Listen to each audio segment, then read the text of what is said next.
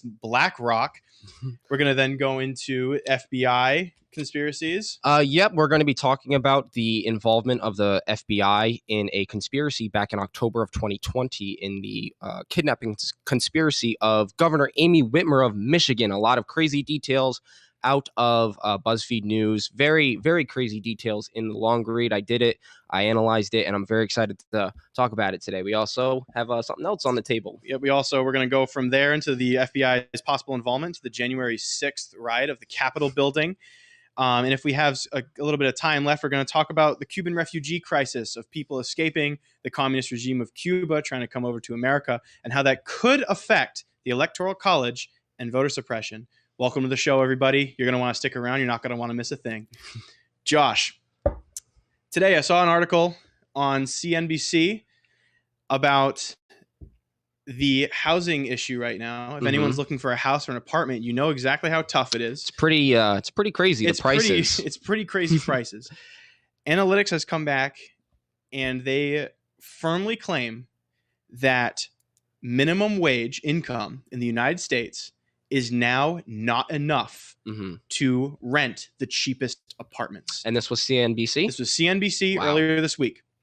That's pretty, it's unfortunate that we have to hear it, but at some point it kind of was going to get to that point. You know, when we have issues like housing becoming more difficult, especially after people have been financially hit by COVID-19 and having a hard time either getting back to work or trying to find work in general, or at least before.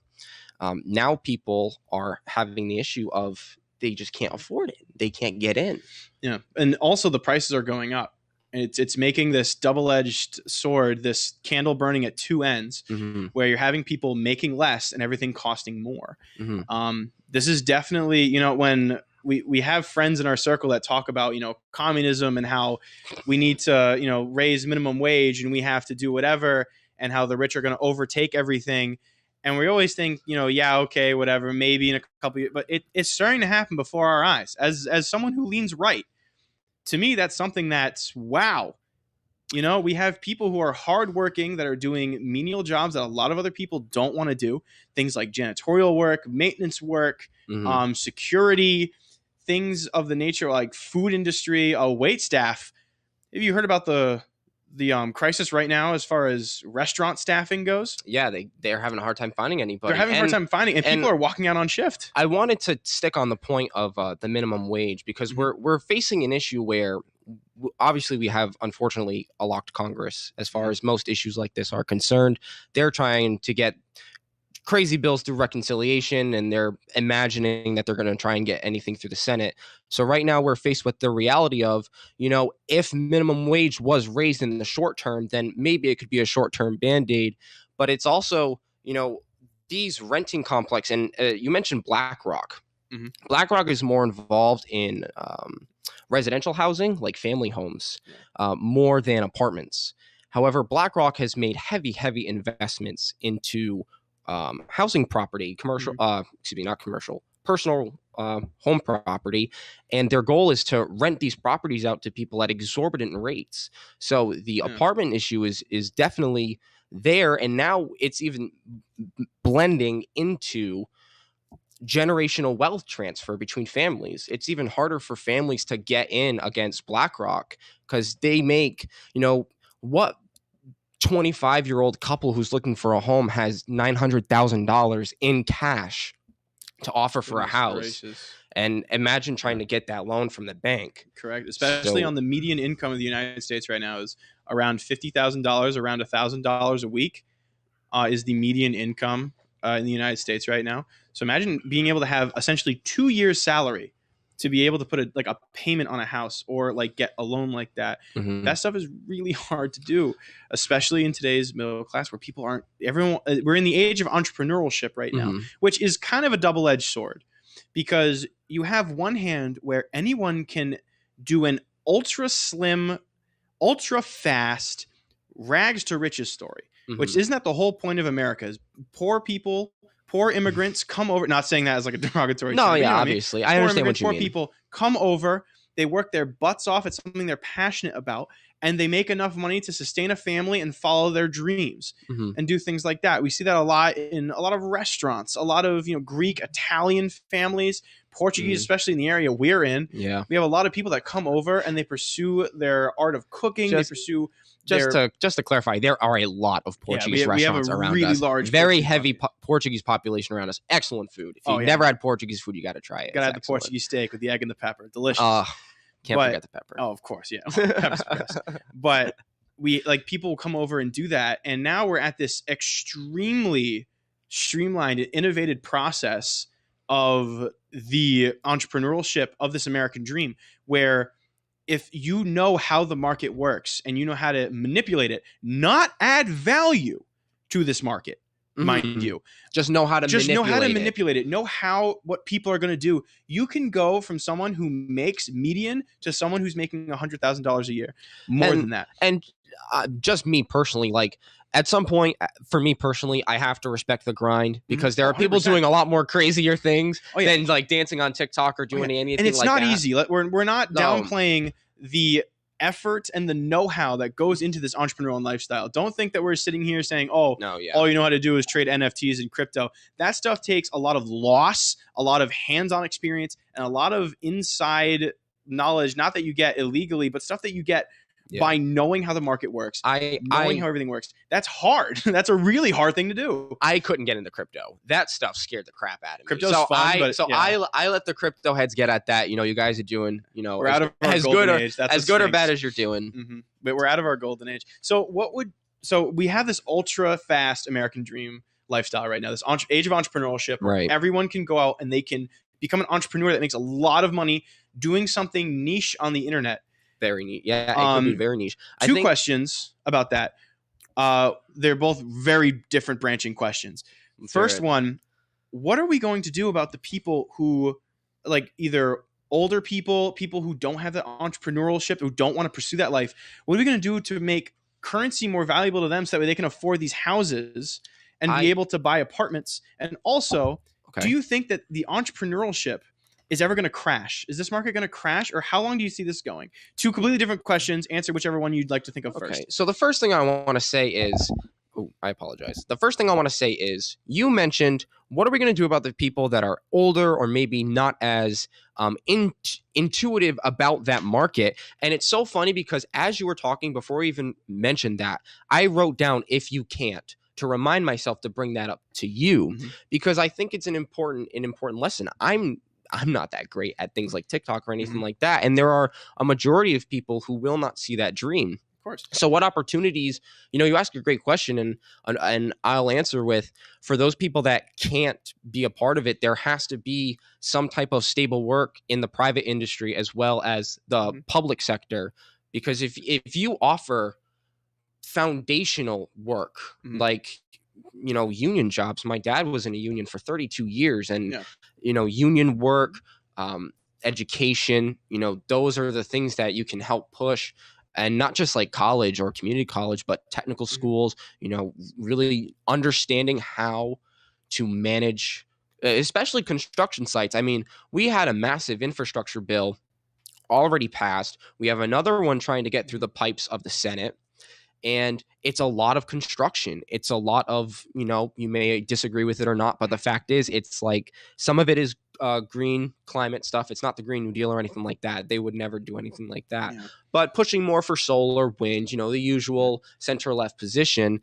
And, I somewhat agree with it. You obviously have to be careful always when you deficit spend, although I feel infrastructure spending, you can make your money back on that, especially with better roads. And Amazon, Amazon, they can maybe one day pay taxes and help support the roads that help, generate all that income. So, Josh, what does this have to do just with the topic we were just talking about? Well, because I think I lost you there. Because if you can't, you might be an Amazon driver. If you can't get big on TikTok, you're out there slaving 10 hours a day in the Amazon warehouse with no air condition. You're being monitored on your cell phone, your location, your brakes, all that stuff.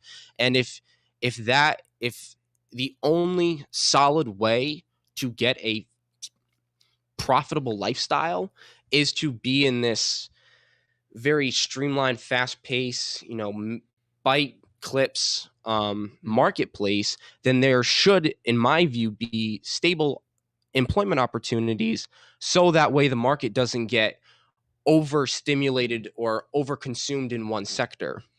Yeah. This way, the Amazon driver can make good money because they do good work. You guys do good work in the Amazon warehouses. It would be so everyone can get in. Of course, it would be $1 million idea right now. Just Sell thinking it. about it. I'll pay $1 million. With these NFTs, what I was thinking of is the people like NFTs and cryptos. I was thinking of the people who don't have any experience with that. Like you saying, you don't have cryptos. I'm going to reference my dad. Absolutely love my dad. My father has worked for the same company since I was a child. I was a baby. I don't remember him not working for this company. Mm-hmm. COVID came in. COVID shut down.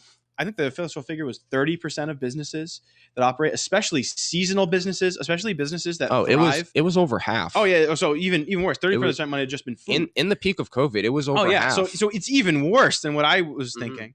So we have my dad, who is now in his early 60s, about to retire, poised to retire, and now he doesn't have this job that he's been so reliant on, that he's have the skills to do. And I know the first argument, if he has the skills, this job, he can get a job doing something else. But that's not transferable. It's not transferable. And also, we have all these other businesses that people are now clamoring to get on. Are you going to hire the guy who's going to retire in 3 years? Or are you going to retire the guy who's 25 and just got a degree? And you know what? That actually, it's a fact. Bernie Sanders in the Senate, he was trying to push Democratic Majority Leader Chuck Schumer to add additional Medicare benefits into the infrastructure bill. Right. And a topic about Medicare that has been brought up a lot is like, should the age of Medicare be lowered to like 60, or even, people say 55 if you get it. Obviously, people say Medicare for all. People want Medicare for all, different things. But I think like in your dad's situation, like he's 60, that's still you're not, you can still be very productive in society. Of course, yeah. I'm not saying like it's like a lame duck situation. I'm just saying because it's really hard to teach an old dog new tricks, especially when you have these entrepreneurial markets where it's like you have to have grown up on the internet to even try to understand some of these things. And that comes back to the $1 million idea I was pitching. If somebody, an entrepreneur probably, can simplify the process of crypto mining, of NFT trading, of day trading, if they can simplify that and break it up into part-time and full-time employment jobs to where people who aren't as fluent in the internet and how that works, you'd be able to hire people to do essentially the work for you, but just pay a cut to these people as employees. And that, if you can figure out how that works, if you can either like ship technology out, like, mining rigs, or teach people how to do certain things and make it simple and easy for people to pick up without having to go to school for degrees, or growing up on the internet, or being that like programmer kid that you've known how to code since you were 12, you will be able to do that. You'll be able to pull in a lot of the people who lost their jobs in this generation that have skills that they can't use in other workplaces because they're all full. Right. I'll jump in and say one of the things with that idea is you're basically going to be shipping out technology for crypto mining to people's houses. They're going to be paying electricity on that mining, and the yields per cost of electricity is going to vary drastically based off of your location. So one thing you could do with that is to try to maintain employment. Is it would really target the cheaper electric side of things, but you're also having a very unstable market when it comes to crypto mining, because that's beginning to lock down. You're looking at Ethereum, where they're no longer going to be doing mining anymore. It's going to be they have a different method of buy. Also, for those, sorry, just quick interjection. For those of you that don't know, China has banned the use of Bitcoin in cryptocurrency. Crypto mining in China is fully banned, and the CCP has fully enforced that law with local police and federal enforcement. And that's why everything's so. tanky. If you're involved in crypto, it is totally out of China. So that is obviously going to devalue it. And like what you were saying, Drew, earlier, unless you want to finish, Jack, before I continue. This kind of goes into like, how long is this going to go on for? Because now we see China clamming down. Second question. Yeah. Now we see China clamoring down on Bitcoin. You're seeing kind of the hype of crypto, fortunately or unfortunately, depends how much money you've got in it, has fallen. Elon Musk went on the Tonight Show, I believe, and had that SNL, and he had that quick interview, and it wasn't very favorable. He kind of called it a hustle and didn't legitimize it. And that, an unfortunate part of stocks and crypto is it's all about how people feel. So if people feel like Amazon is going to be a profitable company for the next 10,000 years, because I sure do, they're going to obviously pump up the price of Amazon. They're going to believe in it. And for cryptocurrency, it's the exact same scenario. But there's just one flaw with crypto is there's no good news. Like if you're Amazon, you have quarterly reports. Look how much money we made. We're rolling in it. Look how little taxes we paid. We have so much cash. We can literally launch Jeff Bezos to the moon, or almost to the moon. He went into the upper atmosphere. We just launched him just because. That's how much money they have. And how long does it go on for? It goes on for however long people can hold on. You always see those like hodl memes on Reddit, but like that is kind of true, but like you'll never see the type of, unfortunately, maybe I'm wrong. I'm probably am wrong because I don't know anything about crypto, but it goes for however long people can ride it, just like stocks. Right. Amazon's stock price will continue to go up until either they have a drastic blow up in the company, or if the feds or state governments get involved in trying to clamor down on Amazon for things like antitrust issues or for working conditions. There was an article a few weeks ago about Amazon workers having to defecate in their bottles in their truck because there wasn't even enough time to go to the bathroom. Inexcusable. Yeah, absolutely inexcusable. And far on away from the crypto topic. So the thing about it's a lot about how like people have the confidence in the stock and how the emotions that really drive it. I mean, in the grand scheme of things, you can make the same argument with the dollar. How confident are you that you can buy a gallon of oil for this price? How confident are you that you can buy a dozen eggs? Oh, we're getting into it's a lot of how well can it actually be implemented into the economy and the confidence of the economy with the currency. And that's where, if you say you had a big company like Amazon saying, hey, we're going to accept cryptocurrency as well as the US dollar, that's where it comes into, okay, the confidence of that crypto is going to skyrocket. Well, you know what's funny? There was a chance for cryptocurrency to be legitimized because I believe there is a country in South America that has Bitcoin as a legal tender. Can't remember which one. If any of you crypto heads out there know it, please put it in the chat. We really need to know this because it's going to eat away at my head until we find out. It was something in South America. I do know that. I remember hearing about that. I think it was like Paraguay. No, it was not Paraguay. Well, Jack will find it for us. Our producer Jack will figure it out right now. However, we're talking about crypto, right? And how we're confident in it, and how it El Salvador. It was El Salvador. And it had a chance. So El Salvador legitimized it. Tesla legitimized it until they backtracked. They said, we'll take Bitcoin. We pumped, billions of dollars into Bitcoin. We bought billions of dollars worth of cryptocurrency. And then, hey, we're going to accept it. And Bitcoin went, woo, to the moon, as they say on Reddit. And then all of a sudden it got delegitimized when Tesla said, we're out. And their argument was legit. They still hold it. They're just not accepting exchanges anymore. Okay, thank you for clarifying. If you notice, the reason why they gave is because of energy, because of the mining. That's right. If you look at Ethereum and how they're getting rid of that because of the energy dependency, if you transition away from that negative side of crypto, there's still a chance down the road that crypto takes over. The dollar is going to be inefficient. The physical bills is going to see. I'm not saying they're going to disappear. Right. I understand what you're saying. And cash will always exist in our economy, at least from my belief.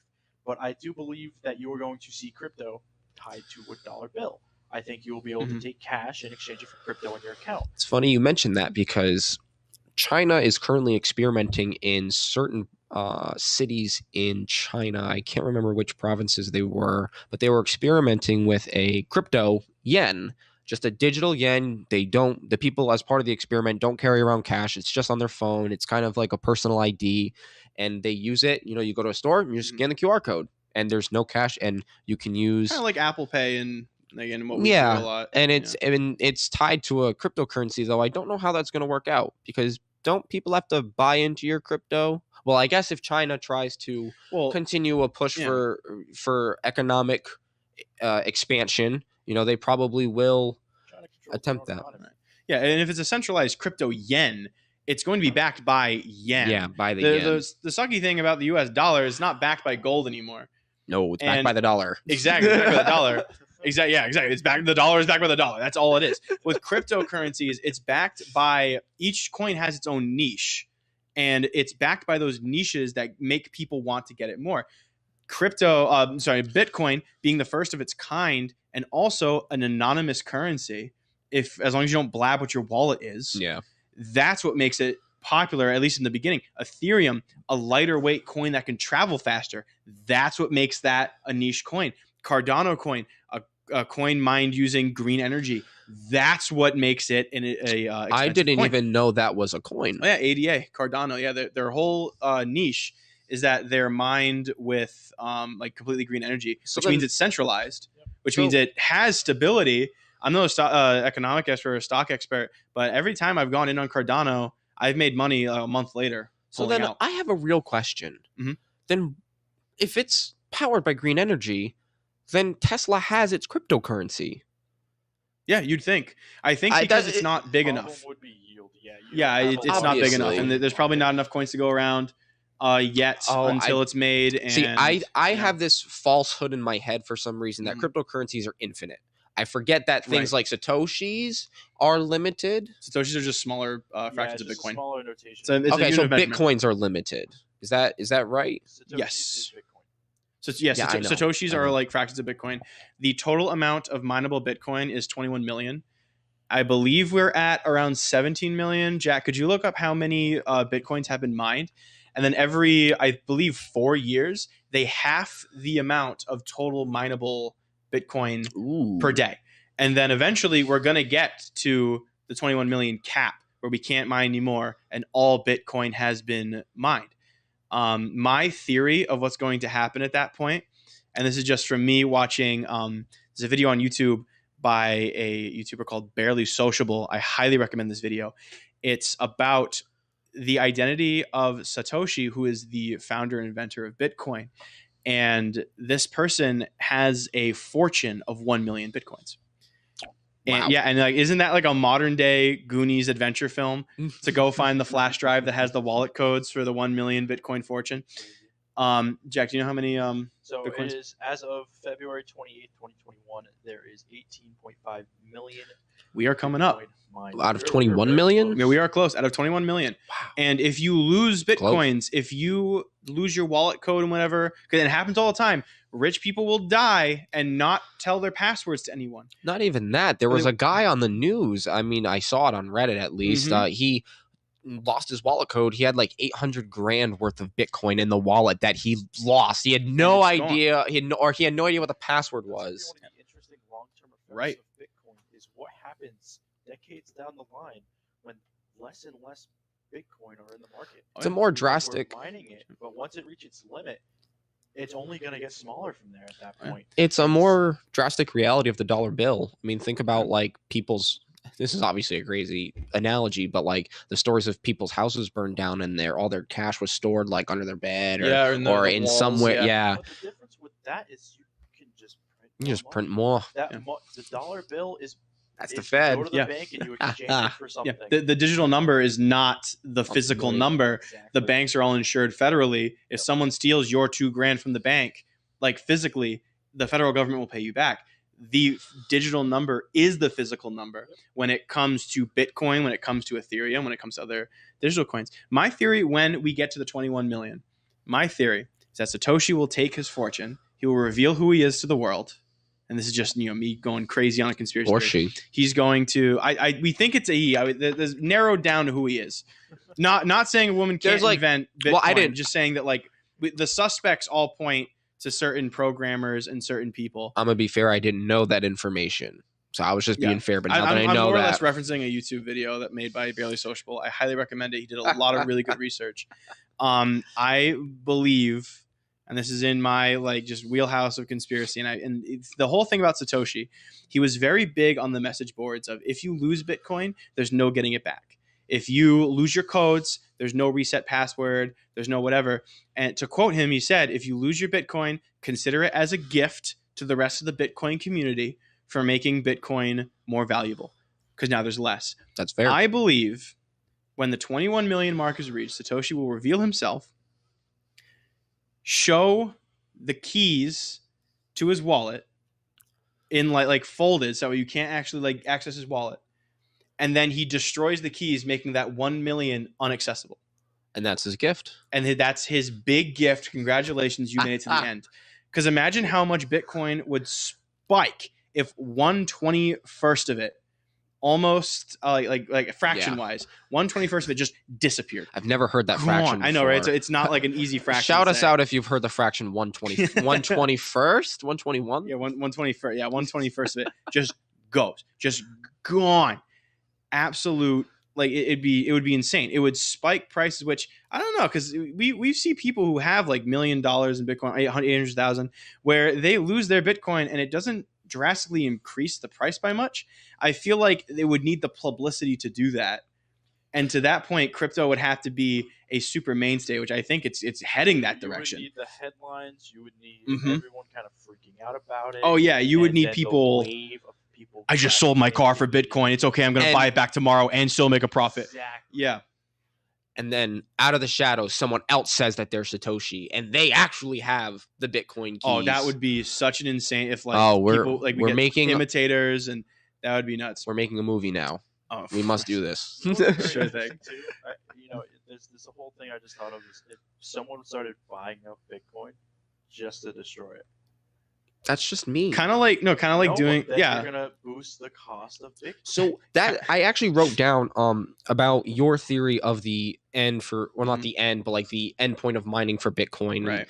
I'm interested when we hit the 20 million mark to watch how the Bitcoin flows, because it's interesting to watch a currency flow throughout an economy and to see what avenues and where a lot of wealth ends up being stored.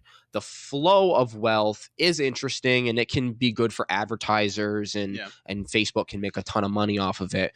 However, where the money is stored is also pretty important, because that's where security is. Right. That's your economic security. Yeah. So obviously we'll never know, because it's all encrypted, and you'll never know who actually owns what amount. Yeah. It's funny that you guys talking about someone buying Bitcoin just to destroy it and just to raise the price of Bitcoin.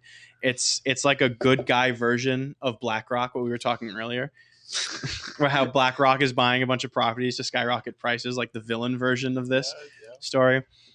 It's crazy, like how everything ties into each other. Speaking of shady organizations like BlackRock, we had some FBI topics we want to talk about. So, unfortunately, I had to read through an entire article by BuzzFeed News. And the reason I say unfortunately is because I don't like reading stuff about this. I grew up I still am a patriot. I truly believe I love this country to the core. And I get sad when I see situations like the situation with the kidnapping conspiracy of Governor Amy Whitmer in October of 2020. So let's go back in time. October 2020, the election's next month. It's Joe Biden, who's kind of been doing his technological campaign online mostly, starting to get back in person. Trump's been all over the place, even through COVID. He doesn't give a damn. He's just like, bring me everywhere.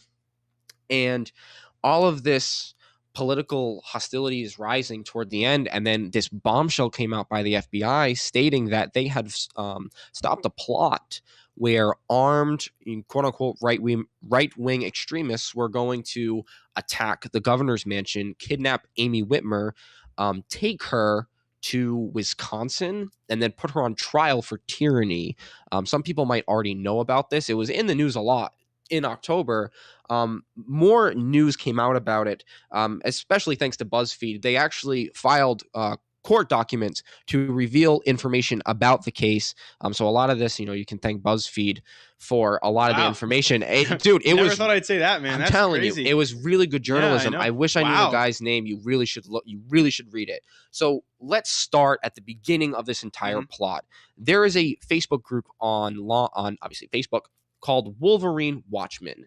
They are this is how they post, this paramilitary sort of meme propaganda style campaign, and especially about certain topics like general run-of-the-mill 4chan LARPers kind of a thing. But no, like that's exactly it. If you don't know what that is, people. If you don't know what that is, be careful Googling it. You might get on the list. The big igloo kind of people. Yeah, they're the ones who are like, So- I'm ready for anything kind of a thing. So this group, this Facebook group, they get approached by these different people, and different people get brought into the organization. One of them end up rising to be second in command of the entire operation, and it turns out he was wearing a wire for 8 months in collaboration with the FBI with this group. So it turns out that there were a dozen FBI informants involved in this entire conspiracy. 7 people were arrested and charged for the actual conspiracy. Everyone else, well, we are finding out in court documents that they had a hand in almost all aspects of the plot. So how many people were there total involved? Was it the 12 FBI plus So the 7? What we know right now is there are at least 12 FBI informants involved, and 7 have been arrested. How many more people may have been co-conspirators, but maybe in a more sort of light way, not providing resources, maybe just posting propaganda, stuff like that. Maybe there was more, but as far as I know, that's the numbers. So the inception of this plot begins, and there's an FBI informant, and I believe he was an Iraqi war vet. He was paying for travel and board for people to come to meetings across the country to garner enthusiasm for this crazy plot.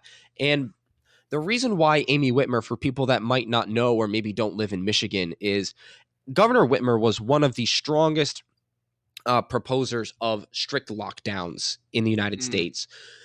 So lockdowns were extended, businesses were kept closed longer, and that was used, and that was part of the stuff that BuzzFeed was able to get out, was text conversations in their groups. And they used that, these FBI informants, to use that to egg on the people that are a part of this group. It's very crazy stuff. Now, I just want to preface this by saying these people that got arrested, they might not be the best guys. Like, they might not mean harm to Amy Whitmer without a lot of push, but it's not like these guys were like, I'm going to deliver a strongly worded message to her inbox today. No, these are people who wanted to do stuff. They just needed the push. Yes, they needed the push. That's exactly right. I think that's a great wording of it. Which, to like, it's credit though. Is that push enough? Like, would they have done anything on their own, or is that like, or is the FBI like to blame for them even going at it? Like, would they have just stayed and LARPed in their Facebook group? Well, or folks, would they have actually done something? Let's get dirty into the details. So, the first detail I have for you involving this. There was an FBI informant, obviously, who paid for room and board. They had created meetings all across the country trying to get more people involved. The FBI informants, as part of the stuff BuzzFeed let out, or BuzzFeed got a hand of, text conversation saying from the FBI informant, hey, you need to get as many people in this as possible. Like, do you have people for recon? Do you have this? Do you have that? Like, pretty much laying out an entire baseline of like things like people they need, like how people should be involved in the entire thing. Someone, like I said, I believe it was the Iraqi war vet who rose to second in command of the entire operation, and he was actually egging on, from what it looks like in the court documents, the leader of this group to continue going along with this plot. And the craziest information that we found out of this investigation by BuzzFeed is that the informant had contacted an FBI agent about acquiring resources to train these co-conspirators to commit the crime, training them We don't know the amount of resources that they got. That was not released in the court documents. But the fact that an FBI informant is asking an agent, hey, what stuff could we use to train these guys to do this? That just sounds like entrapment. So like a miniature Al-Qaeda.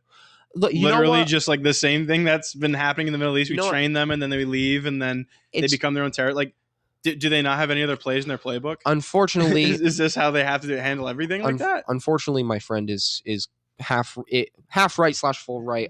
There was a situation back on the War on Terror. I believe it was the Herald Square, the Emerald Square bombing. I forgot which one it was. I apologize for that. We will get Jack on that right now to figure out which bombing it was. Oh, producer. It was a young 18-year-old Muslim boy, and he was kind of a loner, living in his mom's basement, not really trying to do much. And he posted on Twitter this thing kind of referencing, praise Allah, he's a Muslim. He's posting his stuff. That's nothing. Emerald Square bombing. The FBI had thwarted a plot of an 18-year-old boy from blowing up, using a bomb to blow up, I believe it was a train station. And it turns out that there was an FBI informant involved who would talk to this kid for hours a day, showing him pictures of the atrocities at Abu Ghraib, similar issues like U.S. Bombing strikes across the Middle East, and radicalizing this young boy. And it got to the point where the kid was like, hey, I kind of have to ask my mom to like do anything more. Like, he was a kid. He was asking like, hey, I might need to ask my mom for help. And I believe he made a similar case. Like, this is entrapment. Like, I would not have done this without the resources and the support from this informant. Looking for the bomber himself, the man arrested in the case. Yes. So, Tariq Mahana, 27 years old. Oh, even... So it might have started when he was 18 and then led up to be when he was 27. Okay, yeah. It occurred from 2001 to 2008. Oh, yeah, okay, yeah. I was going to say... All right, so then it started when he was 18 and then it led up to that point, and then he got baited. And a similar thing happened here where the second in command had literally set the bait trap that would get the co-conspirators arrested. That's insane. Like, the FBI, like... Are they so bored they have to make their own problems? Well, it's like they go in, they're like, hey, this might be a mild problem. Oh, you know that's kind of what it is. Now that I'm thinking about it, they're kind of like a fire crew where they show up and it's like, like this is embers right now. It's probably going to die out and not turn to anything. We can't really do our job and do anything. We're going to go back or do whatever that whatever else they would do. So we're just going to egg this out. We're going to fan this flame so it becomes a fire. So we can put on the turnout gear and turn everything out. I don't want to get political, of all people, on the political podcast. But think about the political implications of that event. And many people might not remember, but the second that happened, all the press was behind it. The FBI had released this huge statement about all this crazy conspiracy Don't stuff. trust the feds, kids. Well, you know what? I'll write that down because there's something I want to talk about later that I heard about from a guy named Eric Weinstein. Was it Weinstein? Yeah, I think it's Eric Weinstein. And he said something to the effect of, institutions in this country used to work. We had supplied the arsenal for democracy in World War II and defeated the Nazis and the Italians and the Japanese. I said the Germans, right? Yeah. Obviously with help, but we were able to supply the arsenal. Now, then that was when people trusted in the institution so much that they rationed their food. They waited days to wait, like no oil lamps during the day. They sacrificed because there was a trust and stuff like this. It's unfortunate to hear because it breaks the trust of institutions that during COVID-19, if we could actually trust our institutions, they could have helped a lot more than what really was. Right. And let's not, I don't want to get twisted though. It's not just, oh, that's a shame. We kind of lost trust. No, it's because these institutions took advantage of the trust that we see much later on with things like during Reagan's presidency, dropping off crack in low-income African-American neighborhoods, doing things like Rick Ross, the CIA pretty much protecting him. Stuff like that, doing things like radicalizing these groups still today. They violated the trust. So like it's not one of the like I'm not saying like you're wrong. I'm not trying. I'm just saying let's make sure we frame it the right way, where it's not like we used to be something. We should go back to trusting these institutions again. No. That's absolutely not what we're saying. No, absolutely. It's because these institutions took advantage of the trust that now there is none, and they're not going to stop.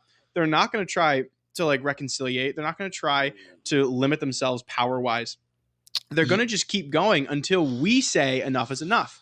Mm-hmm. And when we try to say enough is enough, the FBI is in that group that's saying enough is enough and getting us to act the fool. So that way it looks bad and we get in trouble and everything gets shut down. I think like a really good thing to talk about right now because of this topic is the radicalization of specifically young men in our society, especially with social media. And, we mentioned 4chan earlier and people rag on 4chan a lot because there is a lot of stuff on 4chan that isn't really, it's not safe for work and it's probably not safe for the average person.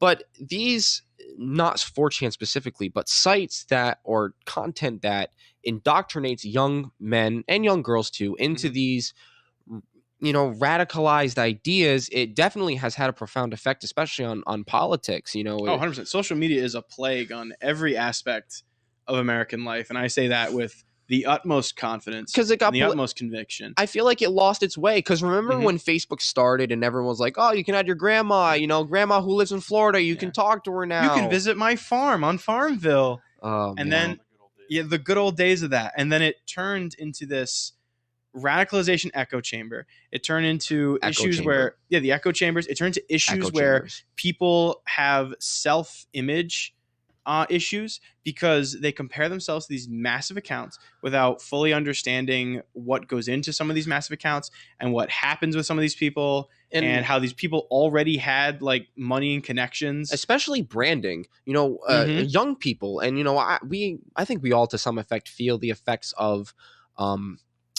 capitalizing on the social media sort of market. Right. The idea that we can meet up to these brands like who's really famous on TikTok, Charli D'Amelio, this girl, like whatever, people on YouTube trying to bring yourself to that height and trying to be like that person. I feel like that's not what it's about. It's about being you. You know what I mean? Like I kind of see what you're saying. And I feel that the indoctrination gets in the way of that because people started a base. I started my real political sort of ideologies with you. We were part of the Junior NYLC and we went to Washington, D.C. for a very cool trip. We were like 10 years old. It was an awesome, awesome experience. And I was so lucky that I had a really stable environment to grow a political belief. But it's difficult to see that is hard to get. You need a lot of resources to get that, or you need connections, or you might need literal, like, just people. You might need people around you. Yeah, no, exactly. And I totally agree with that going to Washington, D.C. and especially going there and learning about that, and especially like talking with my dad and stuff. My dad is probably the most honorable gentleman to be on this planet right now. He is someone that preaches like old American values where it's, we're all Americans, super big proponent of like Abe Lincoln and stuff. And he would teach me and my brother, like, these are why these people are remembered and good people and important. So that way it grew my basis of that. And then I explored that on my own by watching like political podcasts and other things that I could get into.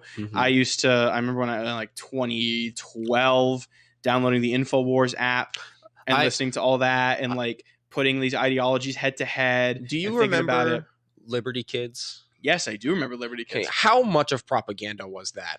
I haven't seen it in a while. Like to be fair, it's been so long. But the episode that sticks the most out to me for some reason is the Tar and Feather episode.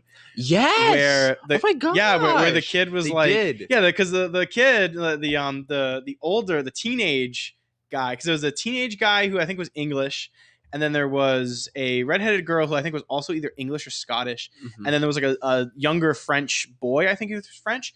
And the older English boy thought that tar and feather was the funniest thing. And then he met someone who got tarred and feathered because he said, hey, maybe we shouldn't harass like British soldiers while they're doing something. And I'm not shilling for the British. I'm just telling the story. 200 years later, we've already been bought out on the first episode by the British Empire. And he saw someone like suffering, and he cried and said, "Can I help you?" So when we get these, and that's actually kind of a really good metaphor for social media politics versus in real life politics. In social media, when you're in these echo chambers, when you're constantly hearing the same things over and over again, Twitter, just throwing this out there, the top 10% of users, he tells me this all the time, make 90% of tweets. I'm telling you, it's all that the is time. not a false statistic. That is what's insane, is that you have these people, this relatively small group of people, saying things over and over to each other and radicalizing. Because the enemy of ignorance is travel. I think who said that? That's a quote by someone. What is the enemy of ignorance is travel? Is traveling. It is travel, or it's like world something. It's about, like, essentially the quote means when you meet people in real life and you're not on social media behind the screen, you start to develop a more kinder approach to politics, because you're not sitting there festering in your own ideas with other people of similar ideas. And like Liberty Kids kind of shows that in that episode, where he like only knew about that through the papers. And then when it happened, he's, oh my goodness, this is horrible. And it's the same way where people will base their entire political beliefs and personalities off of social media. And they will stake these things so hard, they become so detached from reality that they don't want to be brought down back to earth. And it happens on unfortunately both sides. And both sides, yeah, it's not a singular side issue. Not ignorance, it is the illusion of knowledge. Ignorance is the illusion of knowledge. That's a good one. That is a good one. Yeah, so it's Stephen Hawking. Oh, it is nice. Yep. Good. Modern quote. Yes. I like that. Yes, nice. Yeah, that, and unfortunately, that's how it goes through that, where you have these echo chambers, and then you have organizations like the FBI that take advantage and even set up and perpetuate their own echo chambers to trap people. We have this really weird time right now, and this might be a little bit of a tangent here, where we have this is dangerous now, through social media and through this advancement of quote unquote woke culture. And before I go in, I'm going to preface this with something that our CEO Dan says all the time. Don't be mad at the propaganda and the people in the propaganda. Be mad at the people pushing it on you. You have this group of people, this group of young men, military-aged men. That's a key demographic, who is constantly feeling as though they are not as good as women because they're men. We have especially more Caucasian men that feel like, because like, you know, white men have to be the bad guy and everyone's the bad guy in like modern advertisements. It's an unfortunate targeting of someone just based on their race. Which I don't support for anyone. Yeah. No one should be targeted on their race. No one should be targeted on their gender and who they are.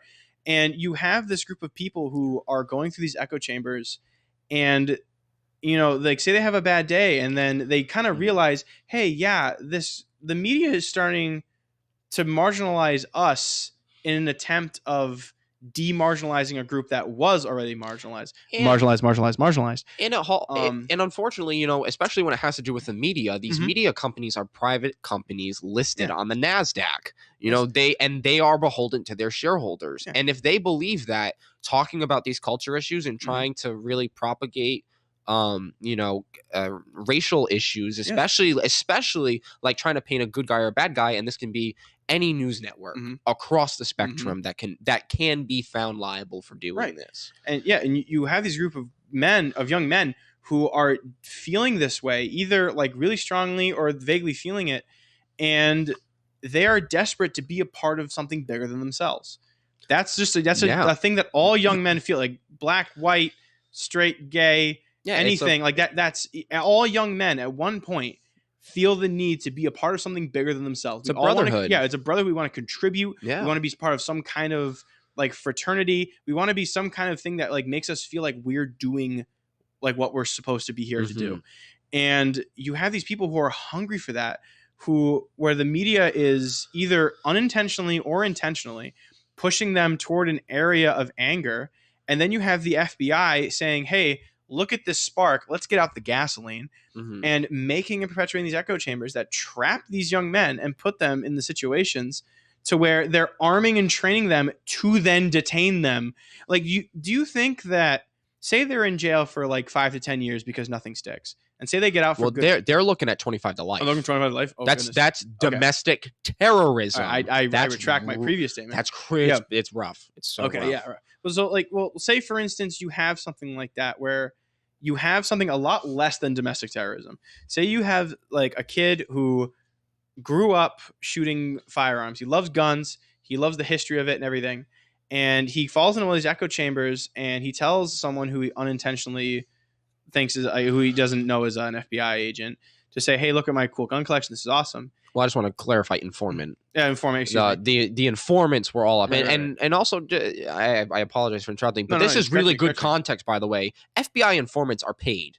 They are either Mhm. compensated monetarily or they are forgiven for past or current crimes, especially in relation to the Right. thing that they are informing the FBI Yeah. on. These are very, very large incentives Oh, 100%. for people Mhm. to do these types of Oh, things. yeah. And after you're done, we can talk about Sure. the actual some of the informants that Oh, yeah, were definitely. used in the case. Yeah, let's go for it. I'd love to finish my point that you have these young men who want to be a part of this, something bigger than themselves, and they get just absolutely trapped. And then we'll say like they have a lighter sentence. Say it's not something as big as like domestic terrorism. It's not something 25 to life. Say it's something they only go to jail for 5 years or 10 years and then get off in 2 for good behavior.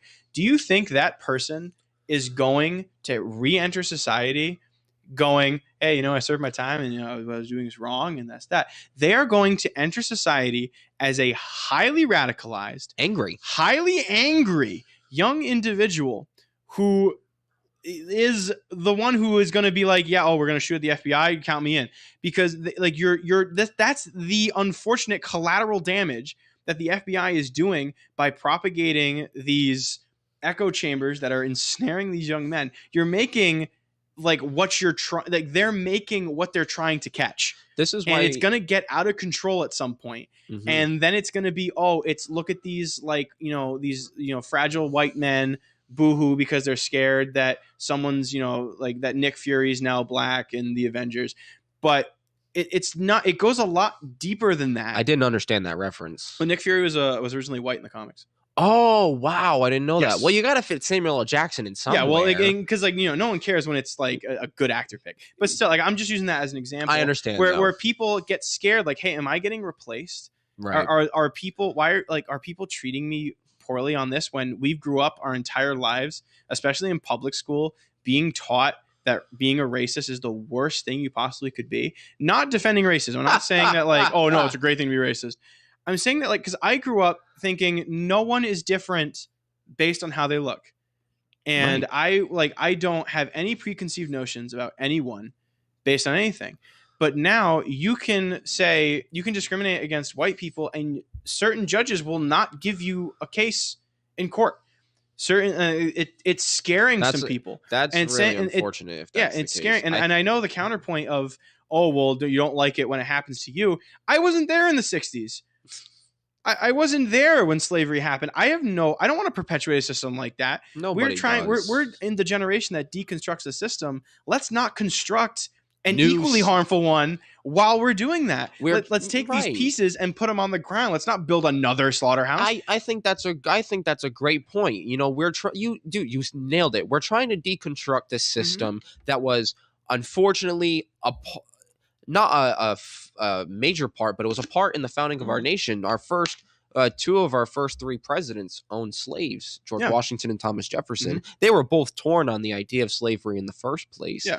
And you I can't believe how good of a point you made. Right, and that was so true. When you bring up like old presidents too, you have to bring up the historical lens. Not defending slavery. Slavery is awful. No. Obviously, there's an active slave trade right now in areas of Africa, and it's disgusting. Africa, look at China as well. Oh yeah, China, in Xinjiang. It's something that makes me wish the UN actually had balls and they were able to go and do something about it. Where it's disgusting that these things still exist in the time we're in. Unfortunately, things had to exist back then to get to where we are now. Not saying it's a good thing.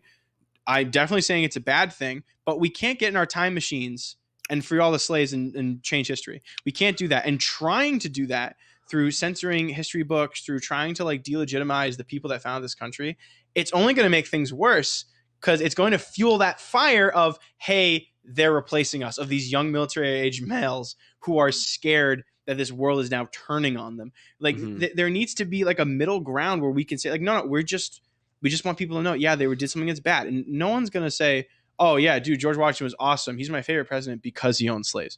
No one says that.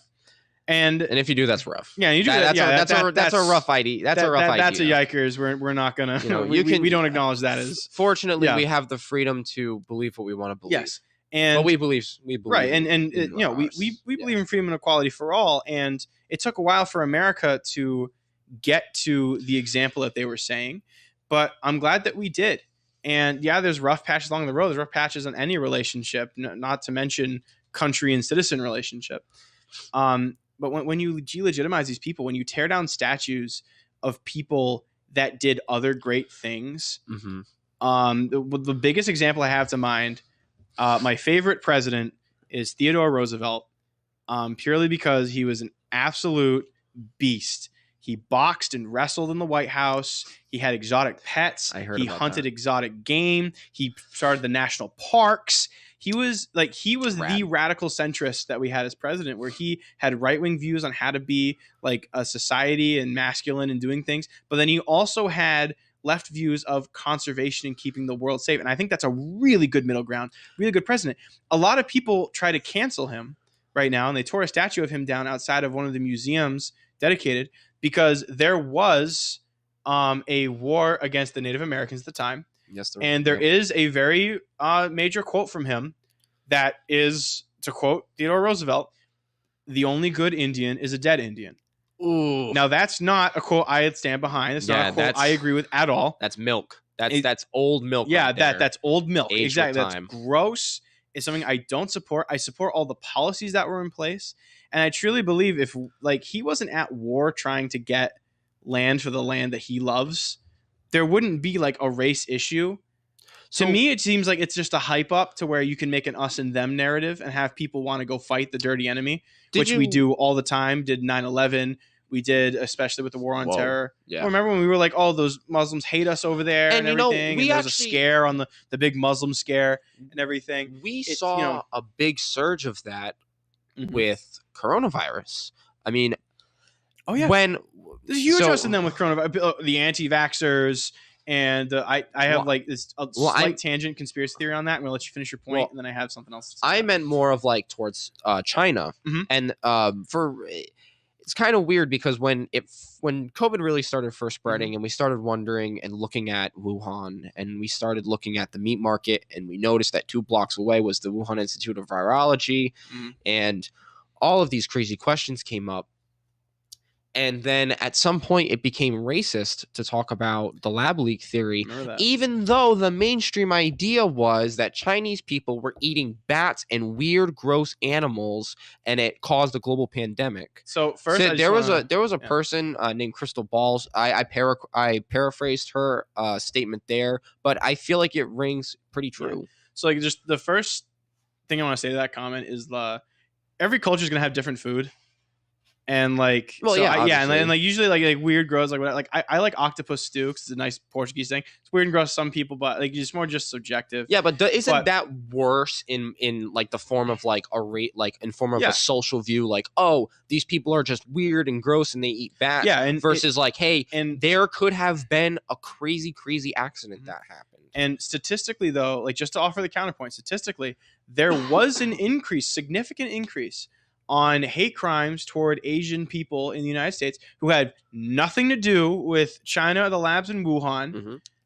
So like I understand hey, let's not like start crapping on the Chinese because a lot of idiots can't tell the difference between a Chinese like national and someone in America who is of Asian descent. Right. A lot of people can't tell that, and a lot of people just have this anger that's built up and they just want to take it out.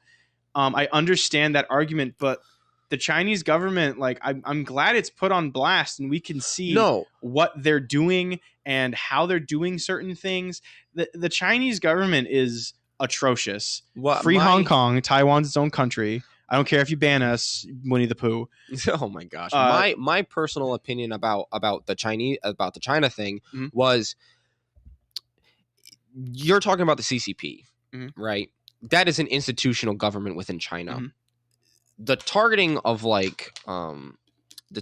the people with like the racism, that Mhm. stuff was crazy. Right, And it out was of line, something that's not going to help the current situation, and yeah. something that these people, it was kind You're of right, like, it's not going to help. It's just not going to to kind help. of draw back from the earlier point where like people get mad at modern white people for things that like white people did way back when the country, like that we weren't there, like, you know, Yeah, like, and obviously we're pulling kind of huge strawman here. yeah, But but like, you know, but it's, unfortunately we see it. Like yeah, we see it in like front of these us. people, like these Asian people who have lived in this country for like 3 generations had nothing to do with the Wuhan lab. There's no reason to attack these people.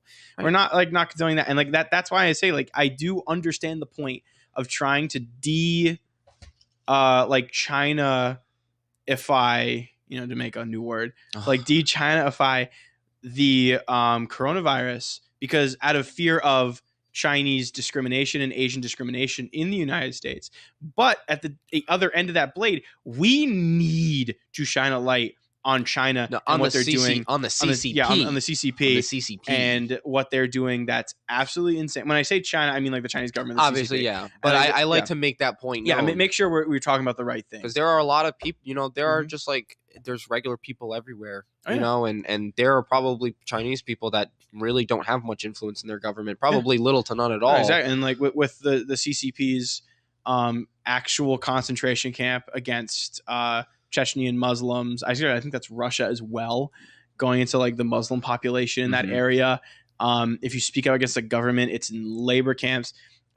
South Park did a phenomenal episode highlighting, and what stinks about China is they can do that because they know no one can touch them. Mhm. Because the only person who can is the US.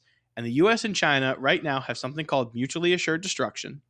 And this is why, because every time someone brings up China, there's always someone who goes, why don't we just go to war with China? Or why don't we just blow up China? Or why do we just do that? We can't. Yeah. Because mutually assured destruction between the United States and China is purely economic. The United States is the world's biggest consumer, while China is the world's biggest producer. And you can think the 1980s and to the Yeah. early 2000s federal administrations for that one. Yep. So you have this giant producer and giant-er consumer. These two have to live together, because if one dies, the other will then eventually die out as well. If China, just say like we just, you know, Thanos snapped, China does not exist anymore. China's gone. That's a big Thanos snap. Yes. The United States would crumble. All of like the vast majority of what we have as far as products was made and manufactured in China. Like we wouldn't be able to get anything. Prices of everything would skyrocket, and it would be absolute chaos. And then that would send the global economy into a massive depression, because the biggest economy in the world, both the biggest economies in the world, just crashed. And then on the flip side, excuse me, oh my goodness, what's in that water? And on the flip side, if the U.S. just suddenly disappeared, or the U.S. got like nuked by China, China is going to overproduce, and they're not going to have anyone to sell it to. They're going to have a massive supply with no demand. It's going to drive the price of everything way down on the sales, which means it's going to price of everything sold domestically in China way up. And then they're going to die because we're out. We can't escape this. It's super tough to. So it is going to be hard to. I want to say that one of the things we could do to kind of alleviate that, and we've kind of been investing in it, is moving key developments and key production dependencies away from China. Oh, 100%. And like incentivizing U.S. companies to outsource from other countries or try to produce domestically. One of the biggest Trump policies I supported was him saying we got to get these jobs out of China and back into the United States. That was honestly my number one thing with Trump, was his trade policy. That man knew the primary objective with China was to reduce our dependency on them. And if you watch China, they are gearing up for a messy divorce here with the U.S. The thing with U.S. and China is we want to sock each other in the face, but we have this MAD that makes it so we can't. The first country that breaks the MAD, that will be able to survive the other country dying is the one that's going to win this trade war. And China is building for that. China is currently trying to like radicalize young men against America through like strategic propaganda. You don't even have to look that deep. You can literally just look at the Belt and Road Initiative.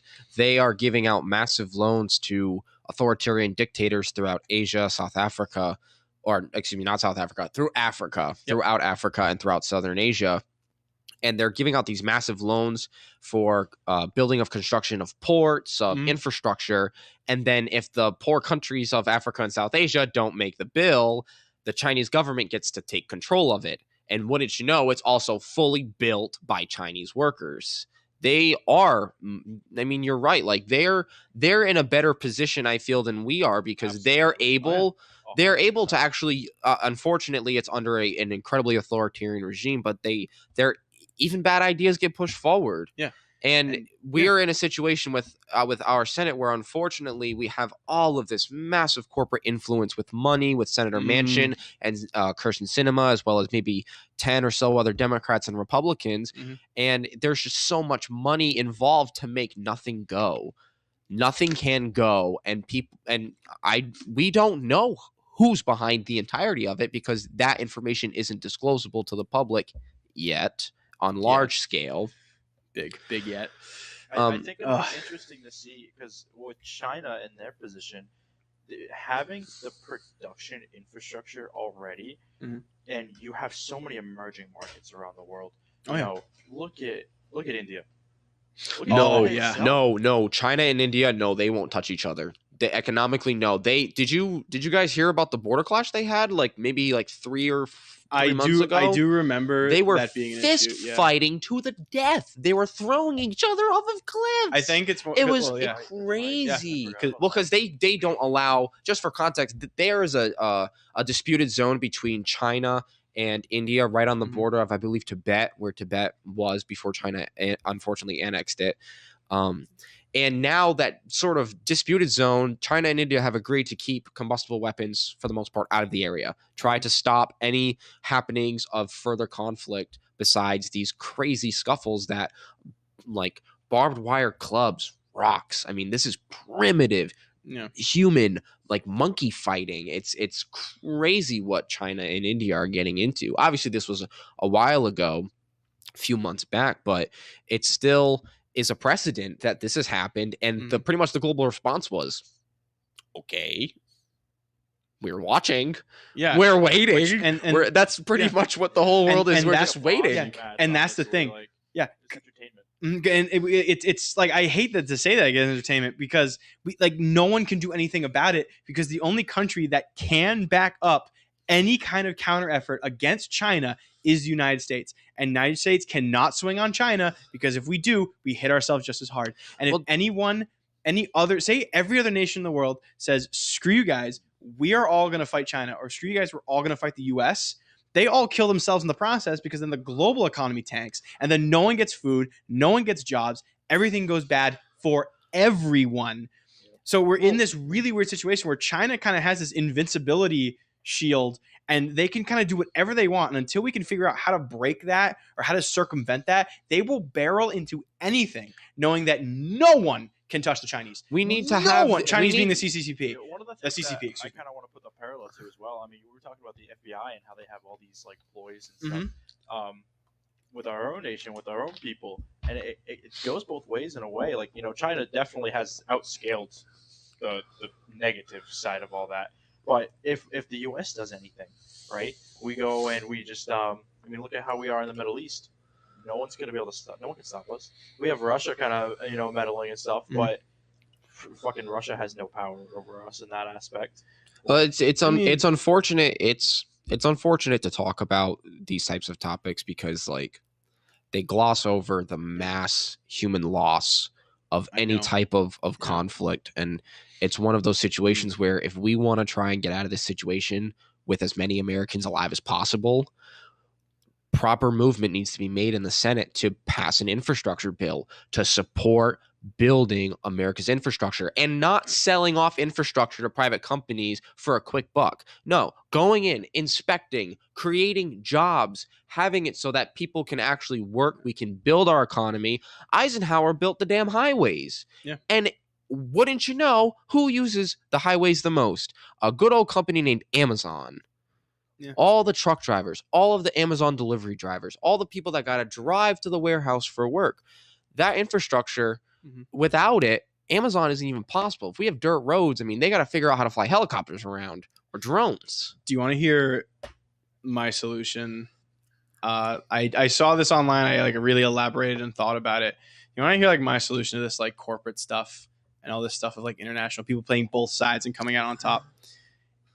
And this is going to seem a little radical and stupid hard to enforce. What do you before we start, what do you mean by both, like playing both sides and coming out on top? Because Amazon works like with China and the US to where like it doesn't matter if either falls, they're going to have like a stranglehold and everything. Like these corporations are strangling us in the Senate. They're going to make us unable to like be able to break this MAD and fight because we're too busy trying to like please these corporations instead of going through with getting rid of China, trying to like break these alliances between like China, Russia, and North Korea, and getting it so that way we're a little bit safer. That's a dream. Yes, that's a dream. The thing is, I feel like on a world scale, I feel like regional alliances can be healthy, but I feel it's only healthy when you have people that are somewhat represented in their government. And you know, we can argue about how many people feel really represented in this country or in any country in general. Yeah, no, it's bad. Let me tell you what I think we should do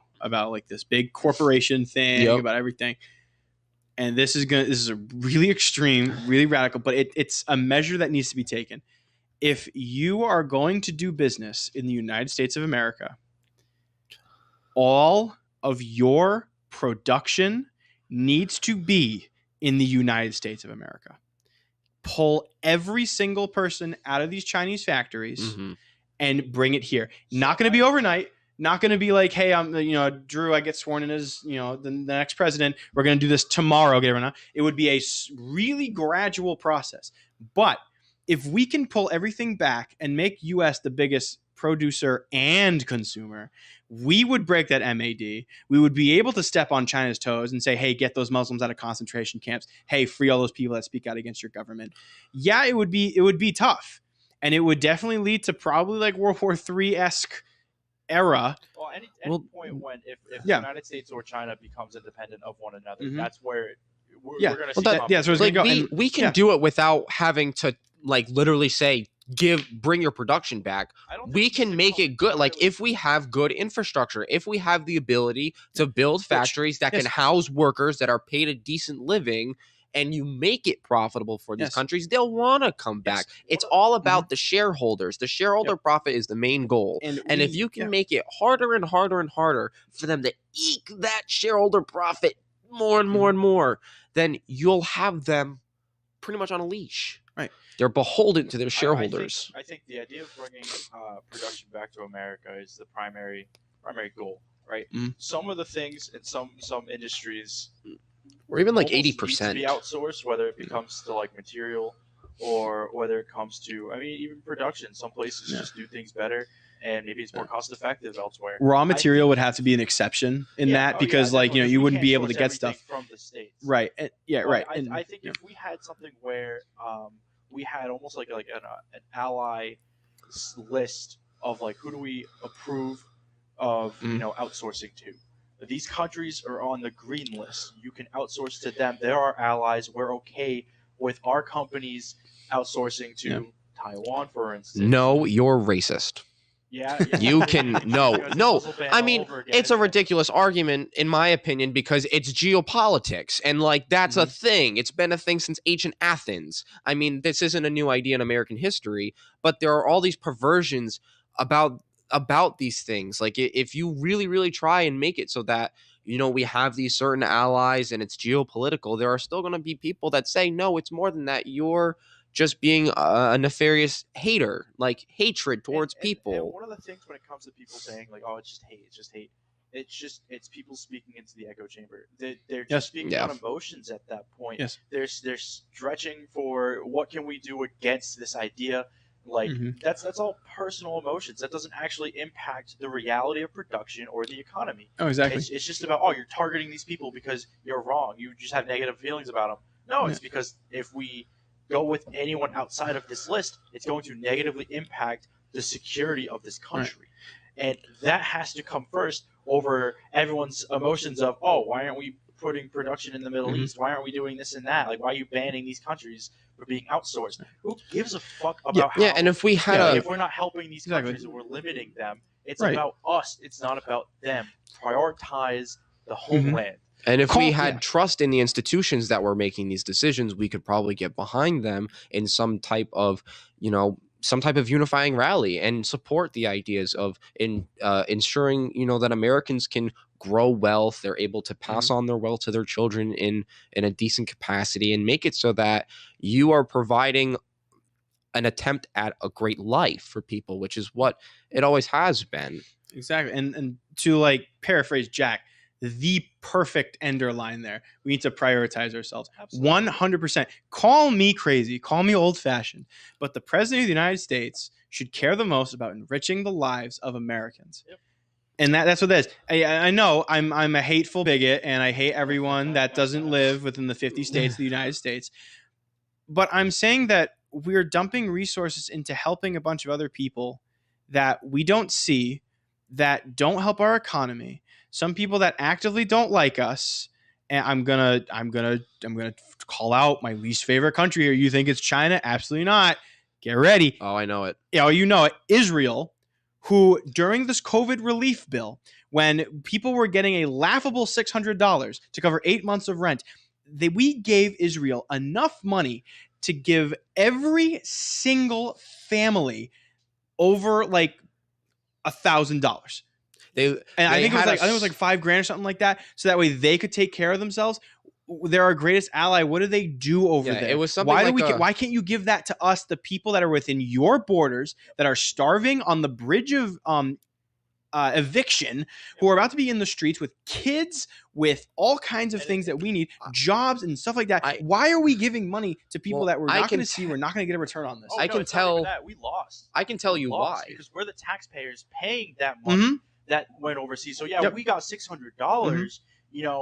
$4 billion a year too. On top of that, it was COVID bill. It was the government of Israel that decided to give the money to the people, wasn't it? I don't think the deal was for you get this if you give this to the families. I think they just got a grant, and then the Israeli government did it. It's the math of it that I was citing, because it was, we're giving the Israeli government this much money, and they can do this stuff, whereas we are pathetically trying to. But it brings up let's do that for us first, and let's worry about our allies second. We America first from the Trump policy. A lot of people like to quote that with anti-Semitism, because people use that as a rallying call for Congress to not join World War II. After seeing the horrors of the concentration camps of Auschwitz, when evidence came out to the American people in Congress, a lot of people said, it doesn't matter, it's not our conflict, let's leave them alone. There's a difference between people getting systematically murdered, brutally extorted for work, and things like that. And then there's, hey, we either give this country a bunch of money to help their citizens, or give our country a bunch of money to help citizens. And don't even get me started on the Pakistani gender studies budget that was on that. Are you really? How did we really? Is that going to be? Is that what that's going to go to? Not the nuclear program, gender studies and nuclear physics. I feel like that's where that's going to go. That was in the bill. Yes, that was. They were given, I think, was it $2 billion? They were given it was either $2 or $4 billion to, it was a billion with a B, to Pakistan for gender studies and other educational programs, but mainly gender studies, to try to add this woke culture to Pakistan, which is fine on paper and it's admirable. I'll admit that. We do want equality between the sexes, especially over in an area that has that. I'm not saying that's what's wrong. But we don't even have that here. We don't even have that here. Yeah, we don't have that here. And the focus is we're trying to better other countries. Exactly. Yeah. And- No, exactly. Yeah. We have to better ourselves, The and we're intentions are totally Yes. pure and fine, and there's nothing wrong with those kind of intentions. yes, of But course. like those intentions need to be focused locally. Trying to throw money elsewhere and throwing it out of the country, you're Mhm. just you're burning it. You're absolutely Yes. wasting it. And because that's taxpayer money, and that Right. Oh, they just taxpayer heard money that needs to go water. back Oh, to the nice. taxpayer. Oh yeah, water that's an bubble. ASMR right there. And the fact that we're giving just sums of money to governments and we're not supervising where it goes shows the kind of ignorance of Congress just sending money to wherever they want. It's not. I Like mean, you're going to give like a couple $1 billion to a country that hates us and that we had to do this whole nuclear deal to make sure that they didn't make a nuclear bomb. And we're just going to give them money under the guise of education. We're not even going to investigate it. We're not going to send somebody with that. We're not going to send a committee. Yeah, no, yeah, they're fine. We can't make them See, think that that's we don't what's trust them. Like, yeah, of course we should make them think we don't trust them. They don't like us. like they want to kill us. I don't I- understand. Like, and this was a big thing in Obama's era too. His policy was like, hey, if we give them money and we try to help them, they won't hate us. And that's a fine goal and admiration. That's I understand where No. you're coming from. Where you show up and you're like, no, we're the helping hand. We'd show them that, and that's fine. I understand that argument. We need to But be the then- helping hand with a firm hand. I Yes, have a- exactly, because Yeah. they're gonna go, oh, thanks for the money. We're gonna buy these AK and bullets. And we're gonna shoot at you because that's what they've done, and it doesn't work. It has to be supervised. It has to be something where we are there to make sure it's used to what it's supposed to be. you mentioned. It pulls away a little bit from what the good fortune that the idea of giving them money without supervision gives, Mhm. right? Because if you try to give trust like that, then the hope is that it builds trust between the nations. But realistically speaking, our trust levels are so wide and apart that we're not there. We can't trust that yet. Yeah, Just We need to because have you- that firm hand to build up to that Yeah. trust level and amend things before we can just start doing stuff like that. And even still, it just blows my mind that we no supervision for gender studies and shit. Like I know. that. Well, I mean, Pakistan. before- Like, Laughable. I'm gonna say I agree with you guys, and I think there's an even worse culprit here than just foreign governments. It is also part of the 2020 coronavirus bill, part of the unemployment benefits and all that good stuff, and all of the spending that was a part of the bill. Mhm. Most of that money went to private businesses. Most of that money didn't even touch the employees. I mean, there was the paycheck protection program for a little while, and then it's put it through unemployment. But there was, I think it was $1 to $3 billion that was missing from the Oh, COVID yeah, I bill. heard about It was that, yeah. missing. It went bye-bye, It just disappeared. vanished. So, I mean, I agree. Like, we're I just thought I had bad spending like, habits. we're like, Are you that's, kidding me?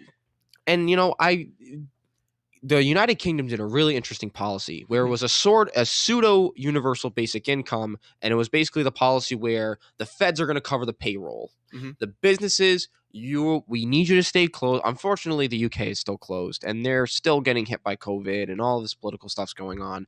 But they were saying like, hey, we want to support you. We'll cover your salaries up to a certain cap, and then the businesses can stay closed. We can try and get through the pandemic and do whatever we can. But here it was such a different idea. The focus was on, protecting these corporations and like giving Yes. Boeing hundreds of millions of dollars in bailout money, and then they still laid off a ton of workers. Which, crazy yeah, is it, that it money- shouldn't Yeah. have protected the corporations. It should have protected the small businesses because there was a massive wealth transfer. I don't know if anyone And the workers, brought that by up. the way. Yep. yes, Because the it- workers at Boeing are just as important, I feel, as the small business owners, because it's Yes. a whole part. It's all part of the machine. Yes. It's Well, incredibly I integral. want to throw a counter argument. As much as I hate large corporations, a lot of society depends on them. Imagine if all major Ma- airlines just failed. Hey, imagine What if would we do Amazon for stopped travel? working and every single Amazon worker just went on strike. It would collapse. Everything. Absolutely. People The would be system is built on exploiting the how workers. many hundreds of or how many tens of millions of Amazon orders would be canceled if Amazon just stopped? And what happens to all the small businesses that depend on Amazon? Yeah, like the Yes. entrepreneur Yes. economy that we were talking about earlier. Yes. Amazon, Criminal. DoorDash, that's more of a gig economy type deal, but Mhm. especially with like Amazon, there's a lot of money in Amazon, and there is this unfortunate idea that you can rise through the ranks at Amazon, But unfortunately, through investigations into Amazon's labor practices, they try to get people out within 1 to 3 years. The hire to fire policy. Yeah. So I worked at Amazon for around a month. Right as the pandemic started, I was still in college, and I remember those days. Yes, and I sat and I thought, like, I need to get a job, and I talked to my parents about it. My mom said, "Well, Amazon is hiring everyone who shows up." So I show up in a nice shirt, I have nice pants, nice shoes, folder of resumes, ready to talk to somebody. I walk in, "Hi, down here, please." Like, she knew I was here for interview. And because you were the only one in there that dressed like in a suit or a nice shirt. I go over and I'm like, "Hi, I'm here to talk to someone about possibly getting a job." Just name. Like, it was ordinary. I'm like, "Oh, it's Drew." Like, I gave my name, and she looks at her thing and she goes, "I don't have you on here. What's your email address?" I'm sitting here like, "What? How would you know I'm coming? Do they hire oracles on Amazon now?" Like, I was so confused. She said, "Oh, did you sign up online? You have to go through the email." I had no idea. She was, "All right, come back in 3 days after we clear your email account and we make sure that you're here." So the autonomy of the process freaked me out. I never had an issue like that where, like, I didn't sit to someone. It was the weirdest experience where I've never worked a job before where I didn't have to sit in front of one or multiple people and then give a solid summary of what my character is like, so these people will trust me enough to work with them. Amazon was just like, "Yep, just get in here." So I got in there. Yep. I worked for around a month, and what struck me is that the supervisors would come up to me, and they would always. I had one in particular, and I love the supervisors. Don't get me wrong. I'm not here like crap. Yeah, there are good people there. Yeah, there are people. And I was talking to the supervisors, and like the supervisors said, "Hey, are you planning on being just a COVID hire, or are you planning on staying long term? Because I want to, like, train you, get you." They specifically are trained so that way the baseline for the people who come in are hire to fire. They are going to stay there until they either get something better and leave, or they're just going to get fired for doing something stupid or whatever. Yeah, nitpick when they don't want you working there, and they'll get you out. But if you're someone that they're like, "Hey, this person has a traditional working character," then they're like, the supervisors and managers are trained to find those people and see if they can put them in their ranks to get the actual job going. But it's a perpetual system that's awful. It's something that, like, everything's automated. No one's a person. There was a story about a 56-year-old Amazon worker who had worked at a warehouse for 5 years, roughly 5 years. They fired him over an email. They sent him an email telling him, "You're fired. Yeah. Your retirement's screwed. You do not have an income. You're not old enough to retire yet. You're done for. Good luck." Yeah, when the thing that the thing that made me quit Amazon was very similar to that. The straw that broke the camel's back. Long hours. I worked nights. I was in the docks. I'm a big guy, so I'm like slinging packages all night. I got my seasonal allergies. A lot of people get them. It was the springtime, the beginning of COVID. So I'm starting to get a fever, sore throat, like COVID symptoms. I know they're not COVID symptoms, but if I go in and the temp guns read me as a fever and I say I have a sore throat, I'm not working for 2 weeks, and I don't want to sit there without any pay for 2 weeks. So I call the number that we get to contact HR. And I call them, and it says, "Welcome to Amazon facility, blah, blah. If you're looking for, like, this department, press this." It eventually gets to HR, and it says, "If you would like to get to HR, press this number." I press the number, and the automated message says, "If you're looking to call out, use the app," and then hangs up. And then hangs up the phone. So I'm sitting here dumbfounded, like, not even, we couldn't ask the HR person to stop her third marathon of The Office to talk to me. I say that not disparaging HR workers, but because I would walk by their desk every day and watch them watching Netflix and doing nothing, and they claim they're the busiest people in the facility. So I file the time off request, and to add context to this, every week we would get a text from the facility that would tell us, "This is the amount of people that have had COVID. This is the department they were in. Make sure you guys are wearing masks, washing your hands, just new stuff. Like we make sure gloves, you can't wear masks with ventilators on them anymore, like that kind of thing. Yeah, that was And- a big deal. Yes, and that they was big. yes. That was a big bombshell. I and remember they that. ended every text with, if you feel sick, stay home. And the whole thing on hiring was you have unlimited unpaid sick time. You're not going to get in trouble. Like, you just, if you're not well, don't try. Because especially me, I'm in a truck. If I'm not feeling great and my hands are rubbing up against everything, my sweat's getting on boxes and stuff, I could infect the entire Eastern Seaboard. There were packages I had that were going down to Florida, Delaware, up to British Columbia, like all around the East Coast here. So I put in that time. No confirmation email, by the way. There is nothing confirming that someone got your message. So you just stay home and hope you're not getting fired. So That's stressful. Yes, it is. So I stayed at home that night. I got a good night's sleep. I woke up the next day. I felt great. I felt fine. It was just a day of seasonal allergies. That's fine. I go into work the next day. I tap my key card on the punch card, and the screen dings and says, by the way, you have a pending disciplinary point. So I go to HR on my break, and I tell them, hey, I have a pending disciplinary point. Even though I stayed home despite being sick, we have unlimited paid sick time. What's up with this? And she said, oh, you only get unlimited unpaid sick time if it was COVID. And since it's obviously not COVID because you came in today, you're getting the disciplinary point for missing work. Ooh. That's messed up. And I'm sitting here like, dude, I handle all these boxes. Like, I could have gotten a lot of people sick if it was COVID. Right? Yeah. I had a feeling it wasn't, but on the off chance it was, I could have hurt a lot of people by coming into work.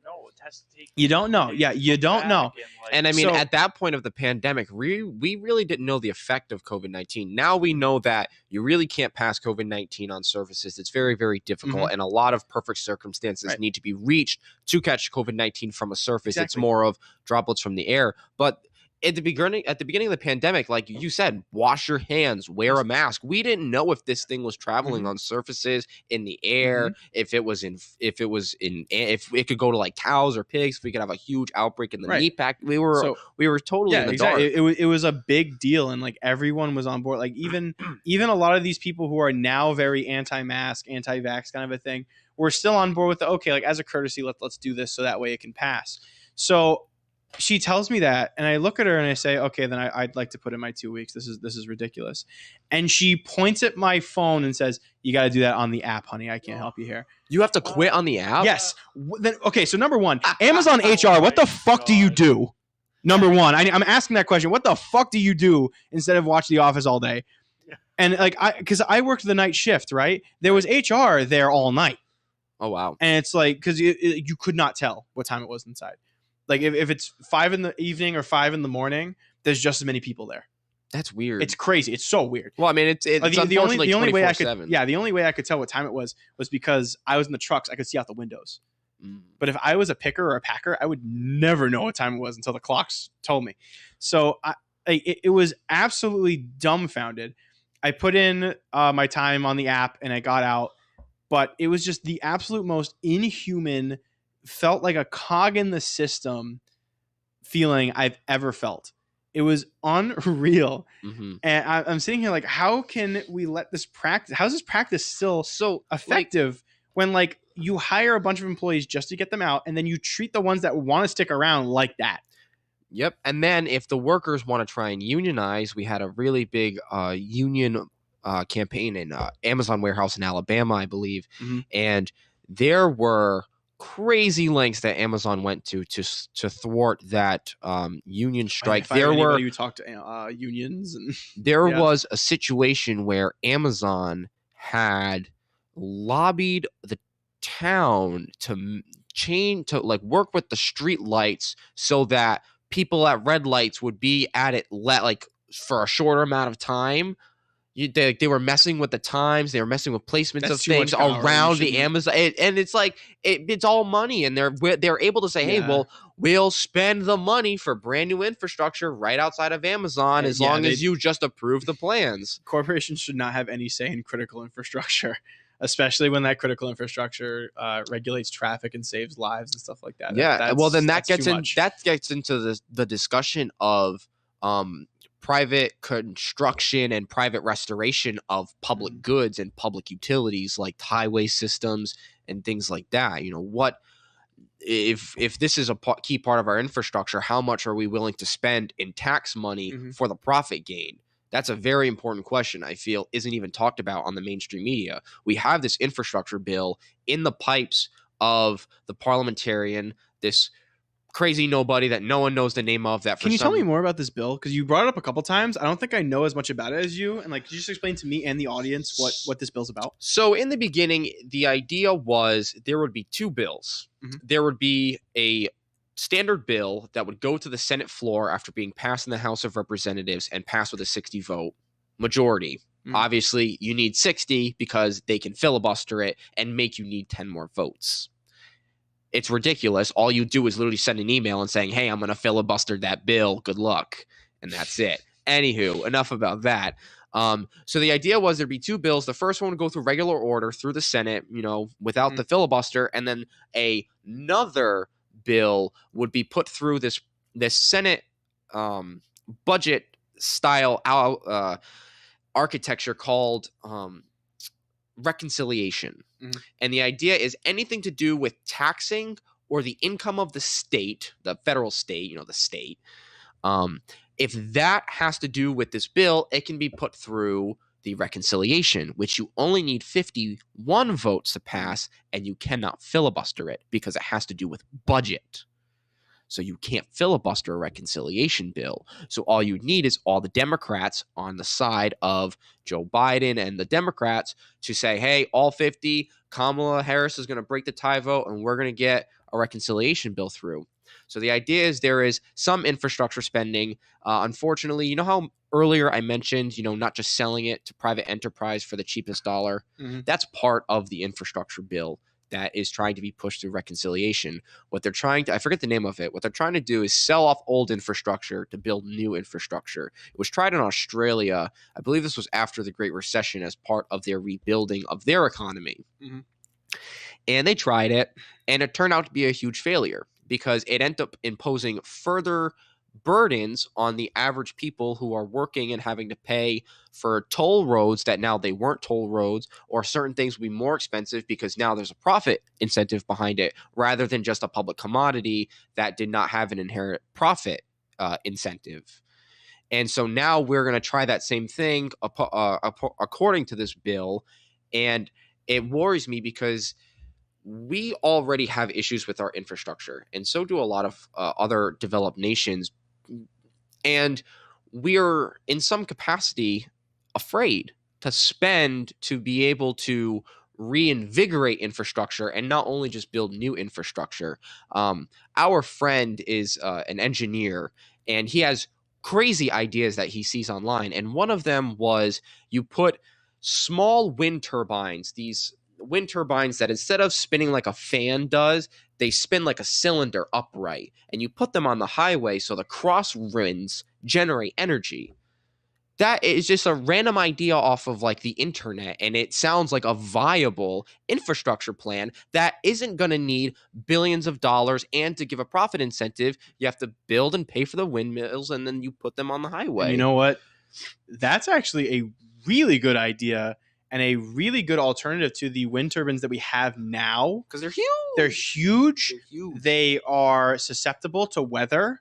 If you're not smart. Yeah, if you don't pay for the infrastructure. Unfortunately, from what we saw with Texas earlier, with the freezes, to be fair about Texas, with emergency management and emergency planning, you wouldn't expect that. That is a high impact, but also highly unlikely event. That's like saying, a meteor strike is a high impact event, but it is also a very high unlikely. But say a meteor hits and we say, oh, we're stupid for not preparing. That's you know what I mean? Flood insurance in Nevada.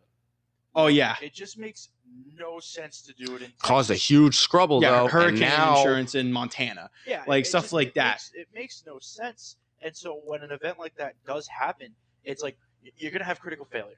It's just something that you could have prevented if you wanted to burn money for decades. If we looked at that, we haven't had a crazy ice storm in decades. Why are we still spending money on this technology? It's a waste of taxpayer. That's how you can look at it the other way. Obviously. Before this thing happened, you can't foresee something like that. So, but now that we have all these crazy weather patterns that are happening, we have droughts, these wildfires that are still raging. We have the heat domes going on like everywhere. Thankfully, we're able to operate with a fan because it is hot around here. It's been very hot the last. I was gonna say the heat dome, which is like entirely and, localized in my room in my apartment. I can't go to sleep at night. And that's I'm sweating too much. I mean, Seattle, I believe it was Seattle, had broken their all-time record for heat. They hit like 115, 114, and like 116 3 days in a row. They kept breaking their own record. And so one of the things that when it comes to climate change, you have a mixture of fossil fuels and stuff like that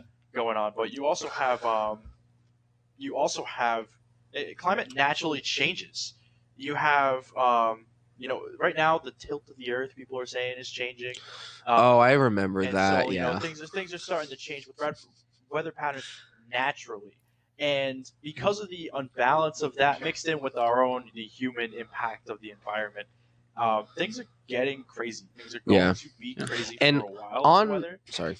And it's just it is now time with Texas. That's kind of the flag that went up, saying, "Hey, maybe now it's time to start investing in these extreme weather, insurances." Because it's about security, and countries like Norway invest in heating their windmills because it's probably going to get really cold during the winter out there. Obviously, but in a place like Texas, and even in a place like even in like the Northeast or even the Northwest, there it's that security to your infrastructure, and that security is half the battle. Half the battle is getting the money and then building it. The other half is trying to secure it, trying to stop the highways from cracking down after 10 years, trying to make sure that, in the craziest event that we get, freezing temperatures, just freezing, like maybe 20 degrees, where our infrastructure is still able to go even at a limited capacity. But we saw, and plus, by the way, I think it was 20% of the wind turbines in Texas had failed during the ice storm, and that was it. I think it was only 20% failed, the other 80% of capacity, but the other 80% was not enough energy to keep the state going, even in an extreme situation. I think it was the cities that suffered. Because they draw the most power. Even rural towns. I mean, they're heat that starts spiking because everyone they don't have heating. They had like 20. So they have electric heat go, so energy usage spikes. And so you could have had. I don't know the number specifically, but I'm imagining that you could have had, if you didn't have any of the windmills fail, I imagine the power usage alone that spiked would have been enough to cause a power grid failure. By the way, I know the number. One person had a $9,000 electric bill for 1 month. Can you imagine taking your debit card out and saying, "Yeah, $9,000. Yeah, that's about right. Here you go." And your energy use has decreased. Your energy use has decreased, and your cost has increased. Yep. I pay my utility bills now. I don't know about you guys, but I live He's a grown up. I'm a grown up. Yeah. I pay my utility bills, and my roommate came up to me the other day, and he said, "Hey, the energy bill is really high this month. It's like almost double what we usually pay at this time of year." And I looked at him all confused. I'm like, "Why is that? What are you doing? What am I doing? What is this?" He's like, "I don't know. Like maybe you're running your computer too much, or like you leave your fan on during the day." Oh, he called you out. Well, yeah. He called you out. I'm like, "Well, listen, I've had my computer for the past year, and it's never done this to the bill." Did you also, your computer just like wasn't working for a while? Yeah, it wasn't working for a while. Yeah, so like I wasn't even on it. Yeah, I was on like TV, which is less energy. And I was sitting here and we were talking about it, and I bring up, "Hey, I'm seeing these gas prices go up. I think energy is starting to go up in price." And he's like, "You know what? I think that is because I have other friends that are complaining their bills are too high." And when was this? And this was a couple months ago. And my roommate hit me up yesterday. He texted me and said, "Hey, by the way, the energy cost for the month of June and July total is $600, which it should be around $200." Yeah, but when I had It my should apartment, be it was a around lot 1. less. Wow. Like Yeah, I was remember, settling yeah. around like one. I think it was like 160 if I remember my last bill Oh yeah. for the full month. It was like 160. You guys didn't get utility as part of the rent? No, because we pay like through a different we get through a You want different to try to company. find an apartment? Dog. Yeah, no apartment's gonna do that. I Dog, I have was a lucky. beautiful. We already talked about this. I It have- doesn't work. I have a beautiful. This is the first topic, Josh. Pay attention. I have a beautiful, loving girlfriend who has an apartment with utilities paid, and it's Wow, weird part flex, of her all right. rent. Absolute gem because it's a guy who's just isn't he It's an just renting it's an out- old. I think he's a vet. He's just like an old vet who likes to smoke pot and hang out, and he's a really and really that's cool probably guy. his only renting property. Yes. Wow. Yes. Try to find that anywhere else in a city. I know it's so and hard you right now. Don't find Oh, that. what? You're Unreal. not incredibly lucky and benefit from your circumstances, Jack? What? What? Well, I should leave then. Oh my gosh. Yeah, no, I just situations like that are very hard to come by, and like it sucks. You have rent going up, you have utilities going up. Like the cost of living has, like we talked about at the beginning. You know, you can't afford to live in the cheapest apartment on minimum wage, and Mhm. I mean, even on top of that, you have to find roommates. You Yeah, have to. You live in- literally have to. You literally Yes, you have to. You have You're to can't live on dumping your own anymore. $1,200 a month. You have to find You- somebody and to split let's- that with. Rent.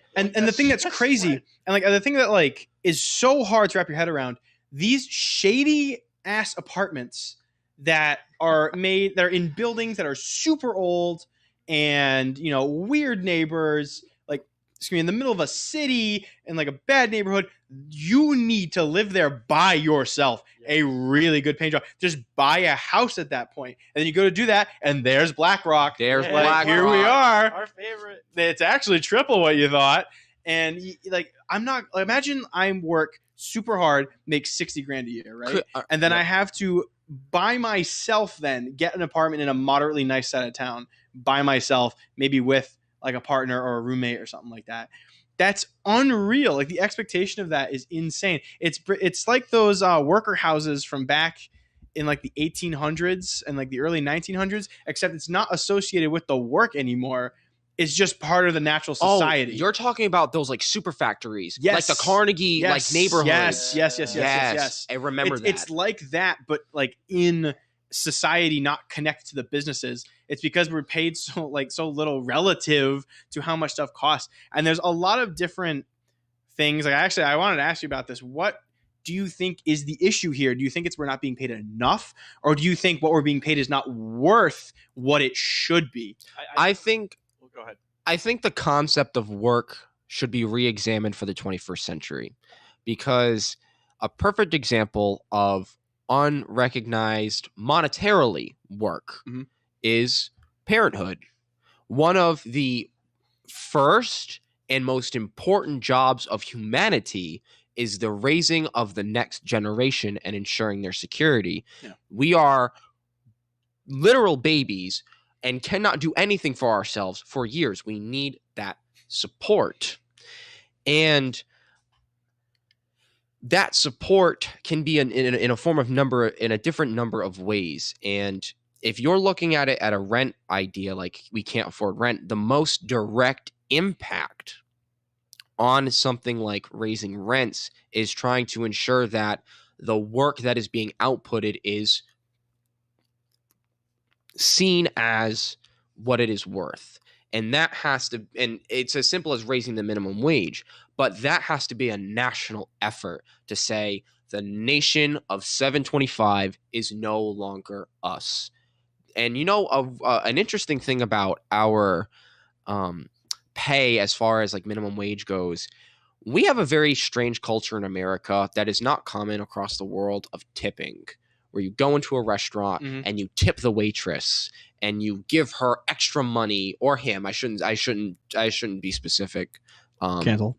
I'm canceled. Well, hey, it was a good first episode, I guess. Fired. Oh, back there's next the week. phone call. Yeah, don't come back next week. And we pay these tips where we're subsidizing part of the salary of these workers, and in response, they're supposed to be extra generous, try and get that extra tip. And it's a very odd system that is old and it's concrete right now. Mm-hmm. And I feel if you want to directly impact the economy of renters, Mm-hmm. you start with restaurant staff and waiters and waitresses in specific. Yeah. And it can be as simple as, if you are this big of a company or of a private institution, and you have these people listed as workers, and obviously you'd have to, make sure that's all right and have the right committees behind investigating breaks and stuff like that. But you have to make it so that they're paid well enough so that they can survive on their rent. And taking away the tip economy, while a pretty radical idea, I'm not saying I support it or deny it, but it's a pretty crazy idea that, how many waitresses or waiters do you know that own a literal plot of land with a house on it? And then how many do you know that maybe rent an apartment with a few friends or maybe some coworkers? Being a waiter or waitress is not this 3-figure salary or 6-figure salary job that other industries have. It depends on the location and where you work too. Yeah, obviously, like if you're in like a Yeah. fancy place like Martha's Vineyard, and you're a waitress, I mean, you still make the same amount of money as a waitress in whatever, but that's wherever, not including tip. but it's not including yeah, tip. Especially, I'm thinking of that time in Disney where we went to the California grill. Yes. And how expensive those meals were, and like if you tip the 20%, that's still, it's the almost the same amount of work. It's the same table. Yeah. Like, they have to memorize a wine list and they have to know a lot more about the menu, and it's a little bit more fancy. And that's but more work. They make a lot. Yeah, it's a lot, because if our tab's like $200 and you got to 20%, that's $40. That's $40 for one table. Or instead of like a diner in town, you'd only make 10 for that table. Right. So now the idea that, so I actually like that we're talking about this, because it's actually, now that I'm realizing, it's a disparity in location, especially with economics. Mm-hmm. If you're a Denny's worker in an inner city, making $7.25 and relying on tips, your tip income is going to be a lot less than a $7.25 worker in like Newport, making $30 in tips on each bill. It's a crazy disparity that perpetuates rent prices, especially in places like Martha's Vineyard or Newport, where the housing is so expensive because everything else around it's so expensive. And if you want to be close to work, you got to eat it. And there's very little support except for the generosity of other people. And it would be interesting to see an economy where if you're a waiter or waitress at one of those like really fancy restaurants, you're paid a higher wage, and it's not relying on tips. And now it's like, oh no, tipping is not compulsory. Tipping is now a luxury. You don't have to tip. We're paying our workers enough How the French do it, yeah. So that you don't have to open your wallet and subsidize our salaries, which is it's a radical idea, but I think it's an interesting one. And the funny thing is when you think about it, tipping basically is us saying, how much do we want to pay extra for this meal, right? Like, we get to kind of choose the final price of what we paid to go out, and if I'm holding the bill, sorry, dog, it feels bad. I'm a broke college kid. It happens. Nah, if you can't afford a tip, don't go out. That's well, you try to be good. You try to give a if you can't afford a tip, go out. As someone who worked, no, that's a true job, statement though. I was a Can't afford the tip, driver just for a don't go while. out. Like, if I got no tip or I got a small tip, it was like, I was lucky enough that I did get a full, the minimum wage in our state is higher, and I didn't get a tipped wage.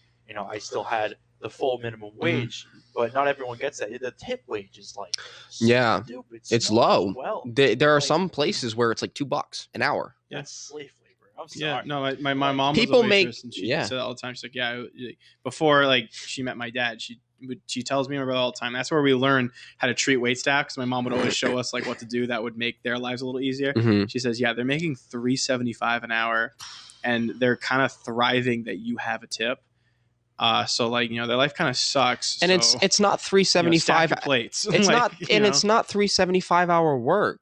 Like, you are servicing people, the most crazy little animal beasts on the planet that have created all this crazy stuff. You're telling me they're responsible for making sure that we're happy? That is a crazy burden. That's the crazy thing about it, because if you did, pay them a proper wage, what happens is now the cost of your meal is going to go up, and people then see, oh, I'm paying this much for this amount of food. You're not expected to tip, but because culture says we have to tip, mentality, I feel like is going to be the struggle between, okay, yeah, they're telling me we don't have to, but you still feel almost guilted to, just because society makes you feel that way of like, I'm not tipping, like there's something wrong with that, or now I'm angry because the price of my meal's so high. But isn't it True, weird? yeah, it but would increase the price of meals. But isn't it weird that we are put in a position to be expected to subsidize the salaries of people we do not employ? I do not employ that waitress. But you going out to eat, you're paying for a meal that is profiting the company that then should go to their paycheck. So then why can't the essentially- profit? So then why can't the profit from that meal get percentage, like a percentage, Because and that's why given it's to so worker? cheap. That's why it's the price it is, and it's as low as it is now, because they're not forking over so much. No, towards the worker. I challenge you, because McDonald's offers a $15 minimum wage across the country, and you can buy an entire meal for $3. Get the flintlocks. Get challenged. The flintlocks.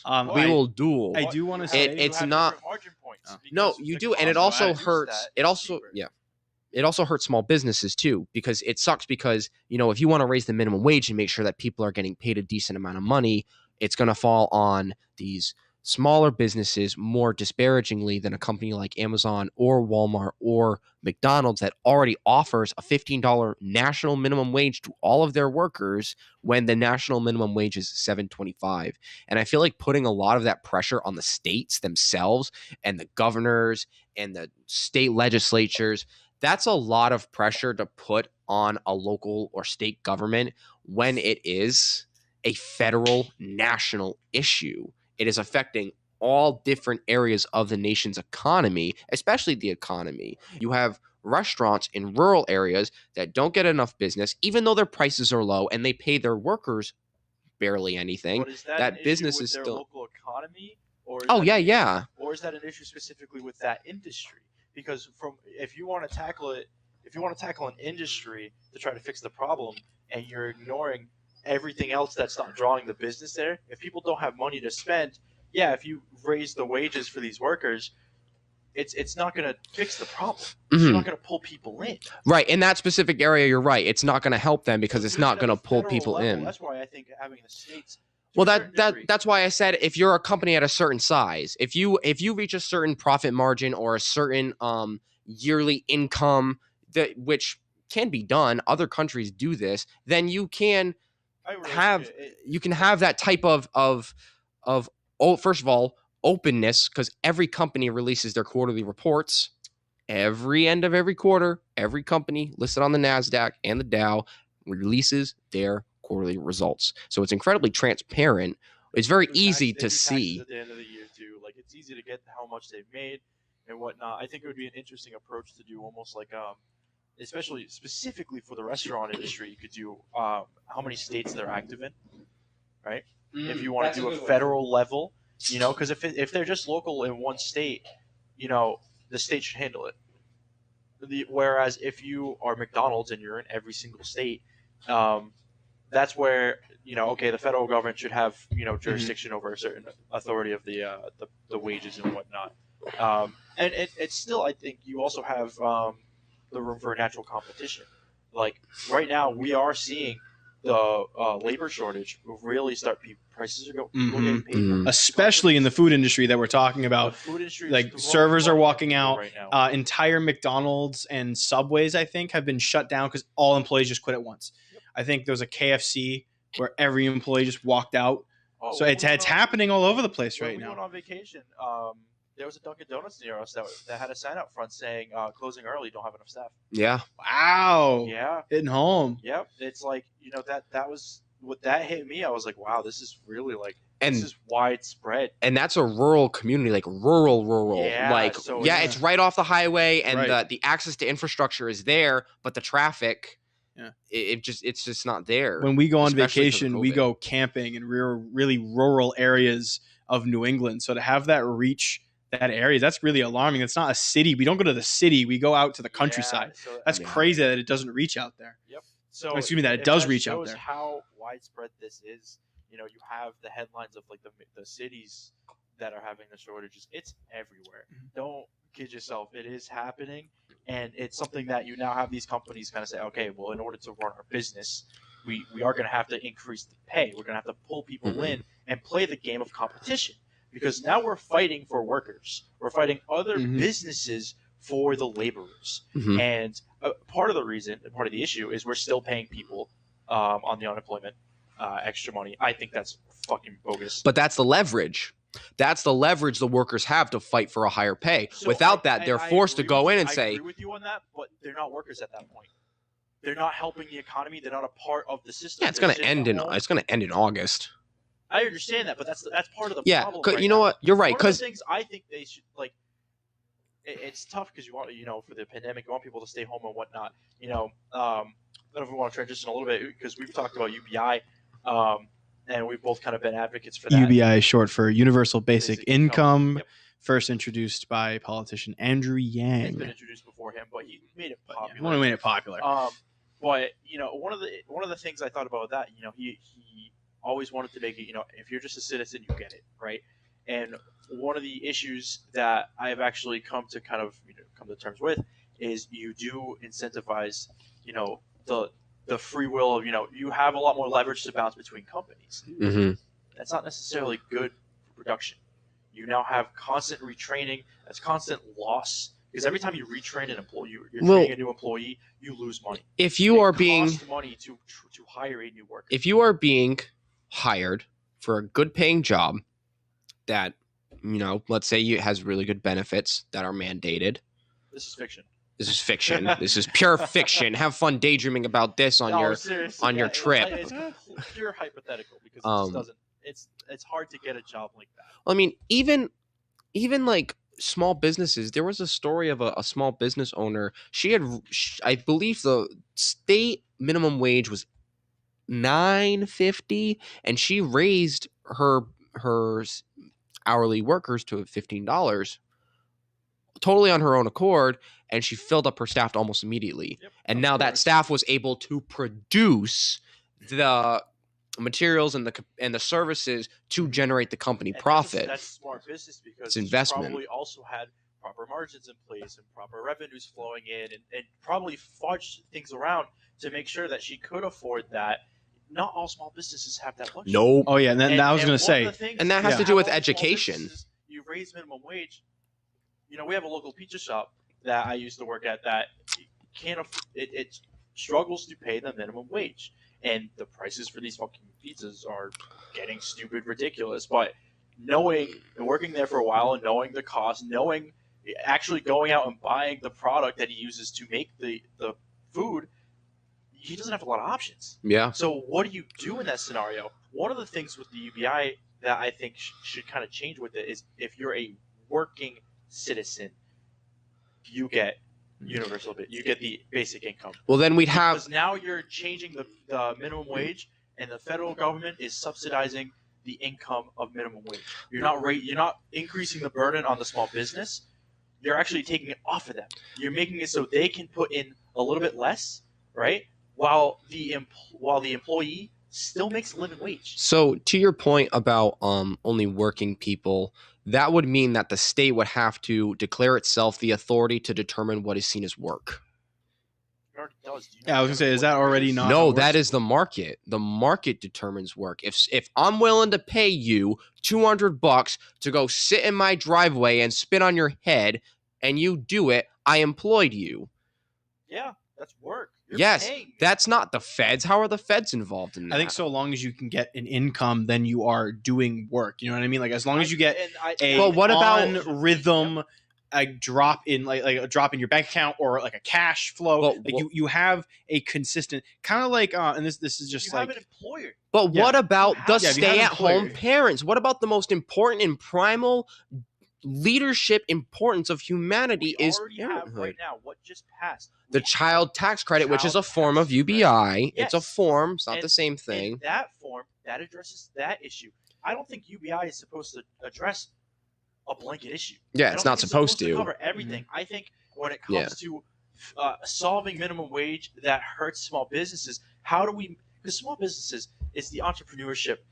We want that's the American dream. That's the old entrepreneurship. That If you have a Have brick to and build if you've entrepreneurship. bought a brick and mortar store in the past 2 years, I send you all the luck in the world, and I hope that you have great success. Because unfortunately, if you've got a phone and you've got half a personality and you're a little funny, you could make probably double being an influencer on literally any social media platform you can think of. Part of that age of entrepreneurship. And Going off of what Jack said, sorry to cut you off. I was thinking about it. You're saying that it shouldn't be covered a blanket issue, right? Yep. So that to me signifies that UBI needs a UBI committee in order to function, to have people that look at these small issues to then decide if that's covered by UBI, whether that be through a mandate, whether that be through state mandates and stuff. How would you guys do that?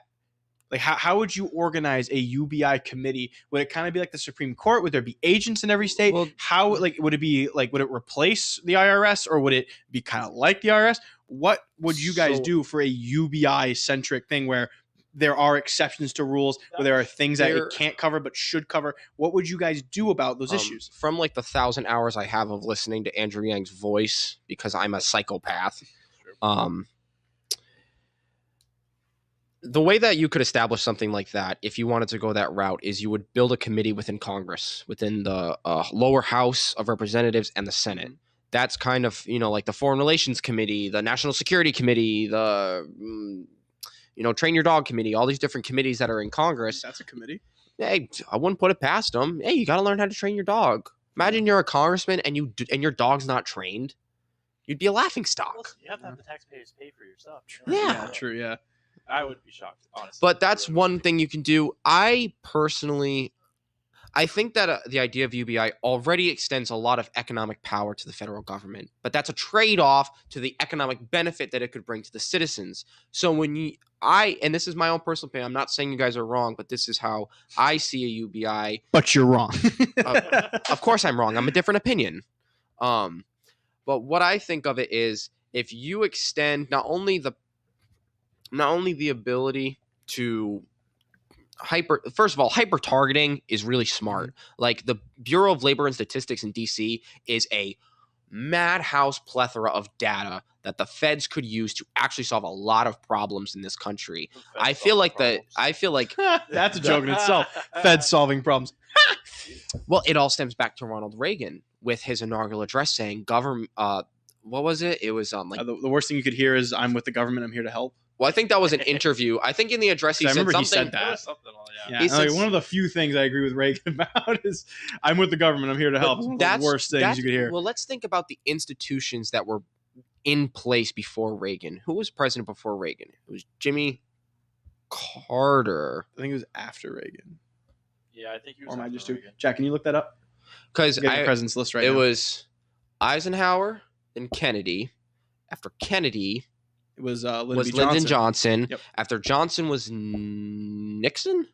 Yes. Oh, someone's breaking in. Someone posting cringe. I love that video game. No, I was wrong. We were wrong. Jimmy Carter was before. Was he? Yep. Ronald Reagan. Wow. Then Bush. So Bush was after. I really only know the presidential list from Bush Senior onward, because that's when we were born, and that's when there are events that we know that Senior. Impact. Well, not Bush Senior, but that was our era. That was our era, yeah, because it's Bush Senior, and then Clinton, and then Junior, and then Obama, and then Trump, and then Biden. We know that because that's our modern history. So let's think of the term between Richard Nixon to Jimmy Carter.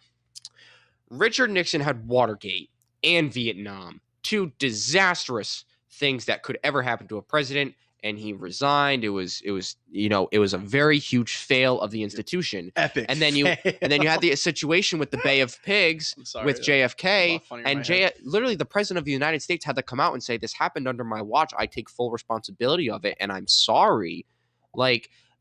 And then with Jimmy Carter, we had the Iranian hostage crisis that Reagan then came in and sort of threatened his way to solving the problem, which it worked, managed to work. Let's get it.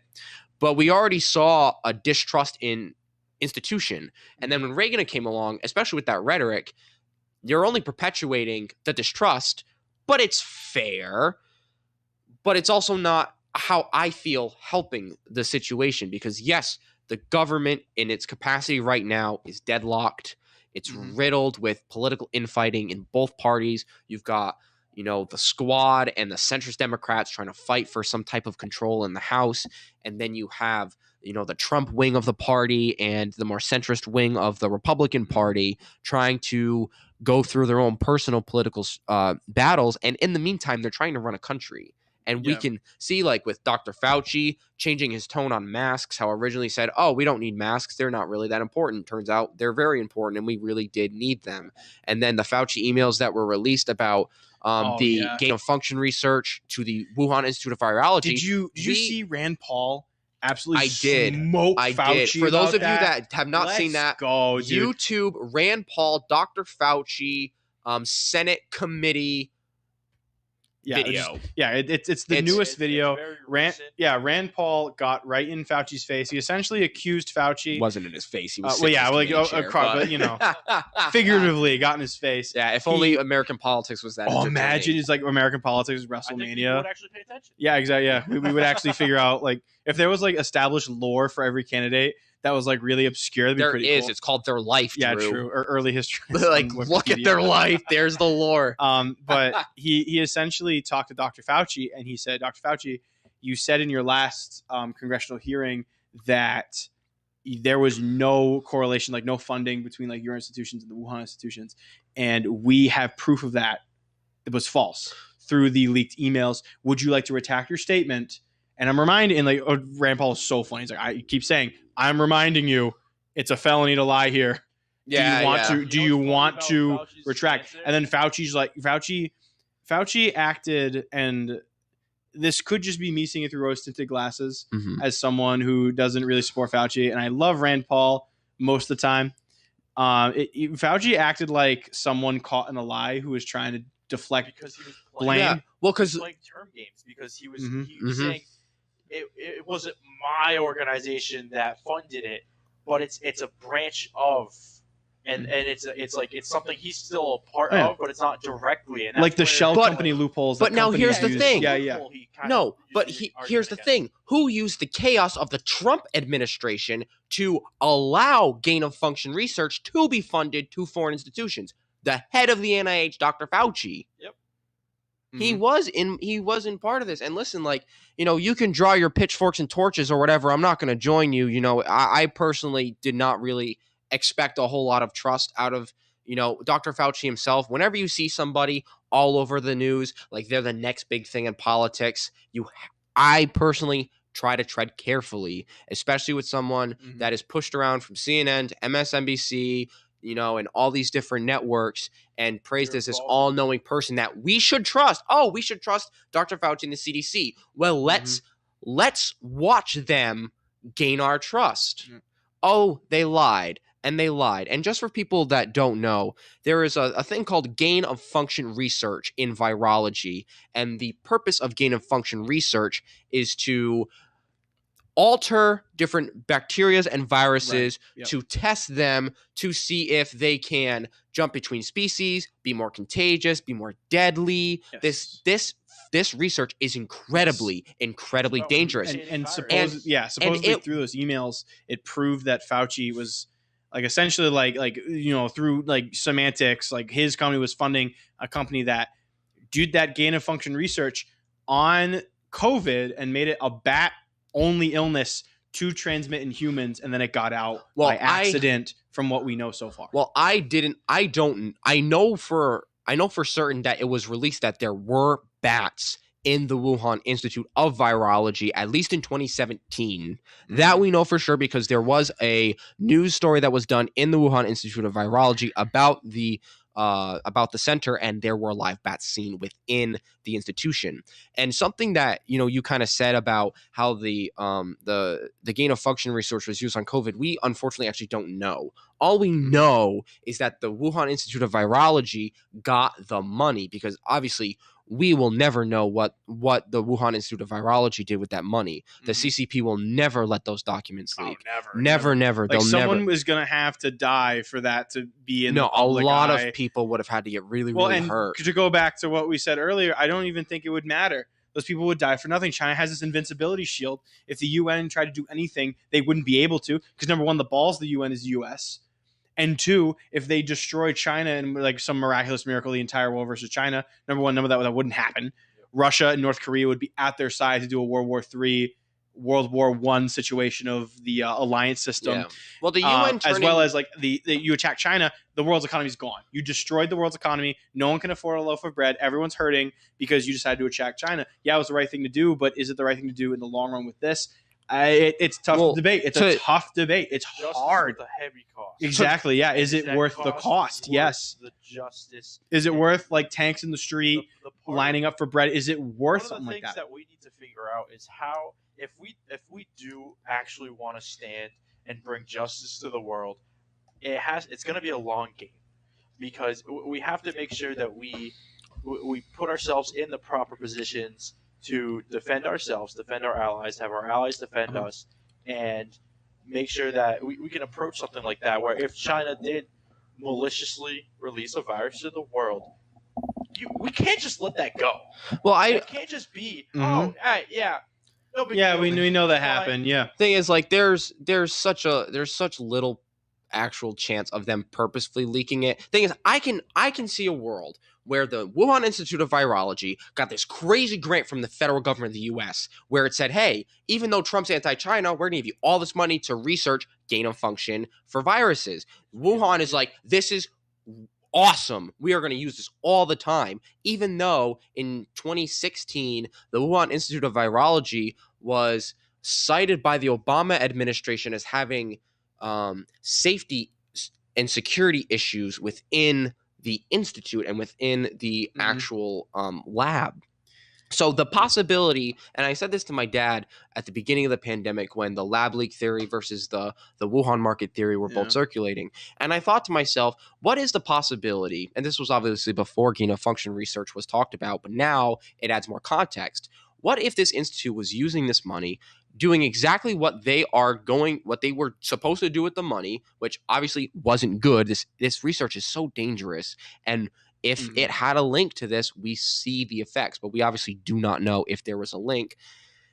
And then all of a sudden, safety parameters are not followed. Somebody gets sick. It actually was released that 2 people at the Wuhan Institute of Virology got incredibly ill to the point of near hospitalization. I think one of them was hospitalized in October and November of 2019. Which is when COVID was born.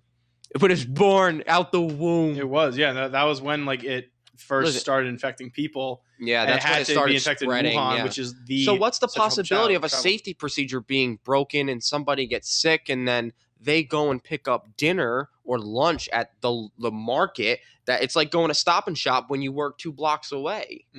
And now you have all of these, and then it just spreads and it goes everywhere and everywhere. You know, I understand why people might be scared and fearful that this was in some capacity, manipulated to be more contagious, and it's a very contagious disease. You know, the sad part is we don't know, and we probably won't know for many, many decades before real documents from our federal government and whatever the political situation is, real documents from both China and the US would have to be released to actually know what happened with COVID. It'll come out when we are both too old and senile to do anything about it. So when we are the ones who are like, oh, we remember that, and that caused us a lot of strife, and our grandkids are going to go say, okay, grandpa, like here's your like check for the reparation money for what happened to you.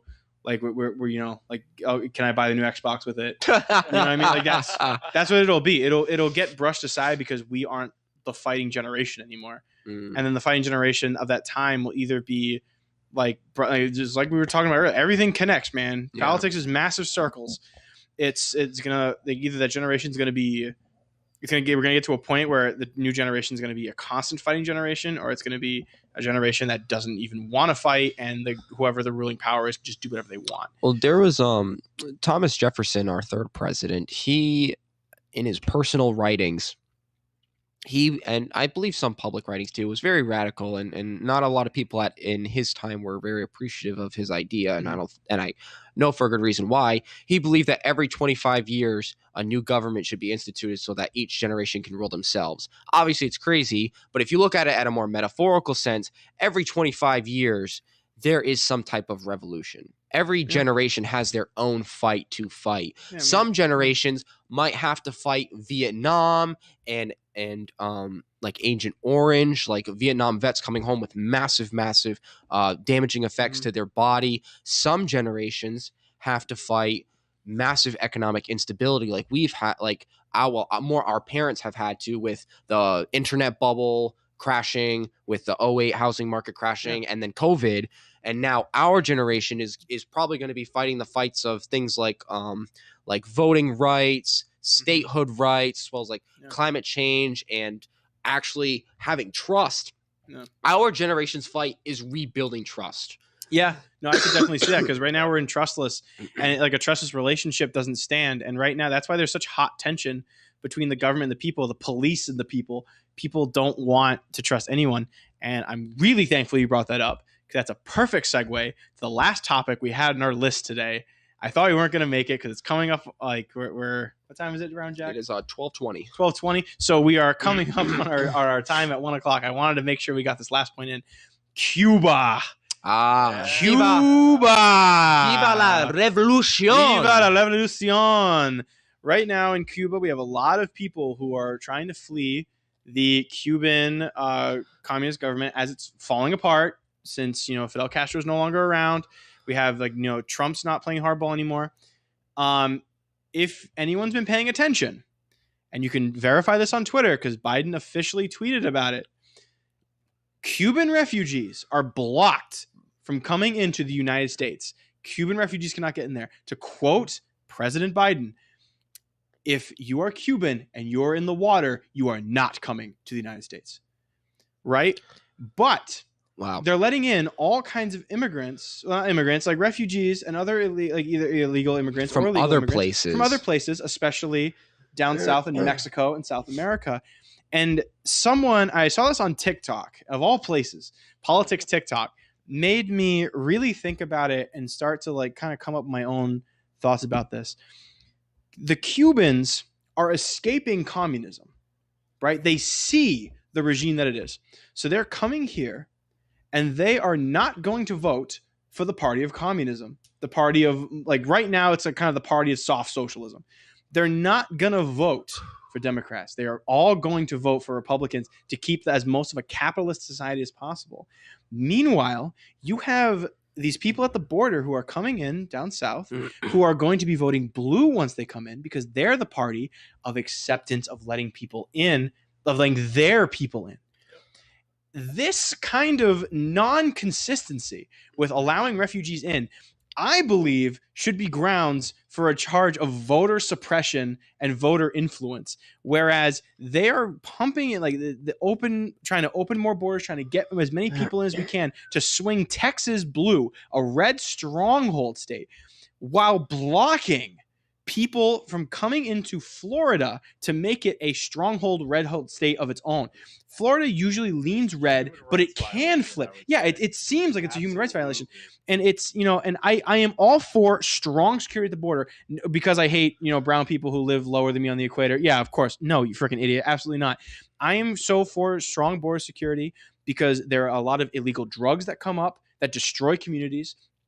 A real statistic. Please don't get me started about the opioid epidemic. Oh, it's an epidemic. No, because it's not like a lot of it comes through Mexico and southern borders. Well, really quick context. Like, if you really want to talk about the opioid crisis, you have to talk about the mass number of doctors that were prescribing people OxyContin and all these crazy perks for almost nothing. I mean, hey, you broke your arm.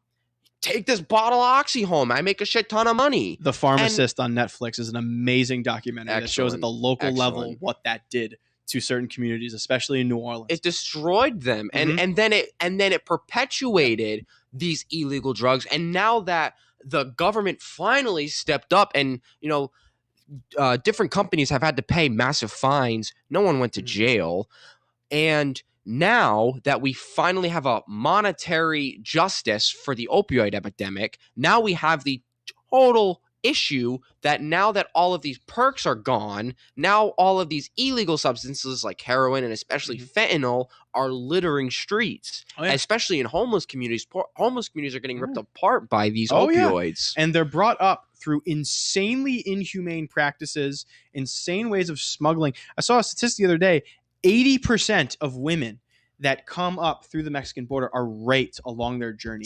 That's disgusting. Yeah, and people bring that statistic up and they say, oh, it's ICE, it's government officials, all this. No, it's the people, it's these.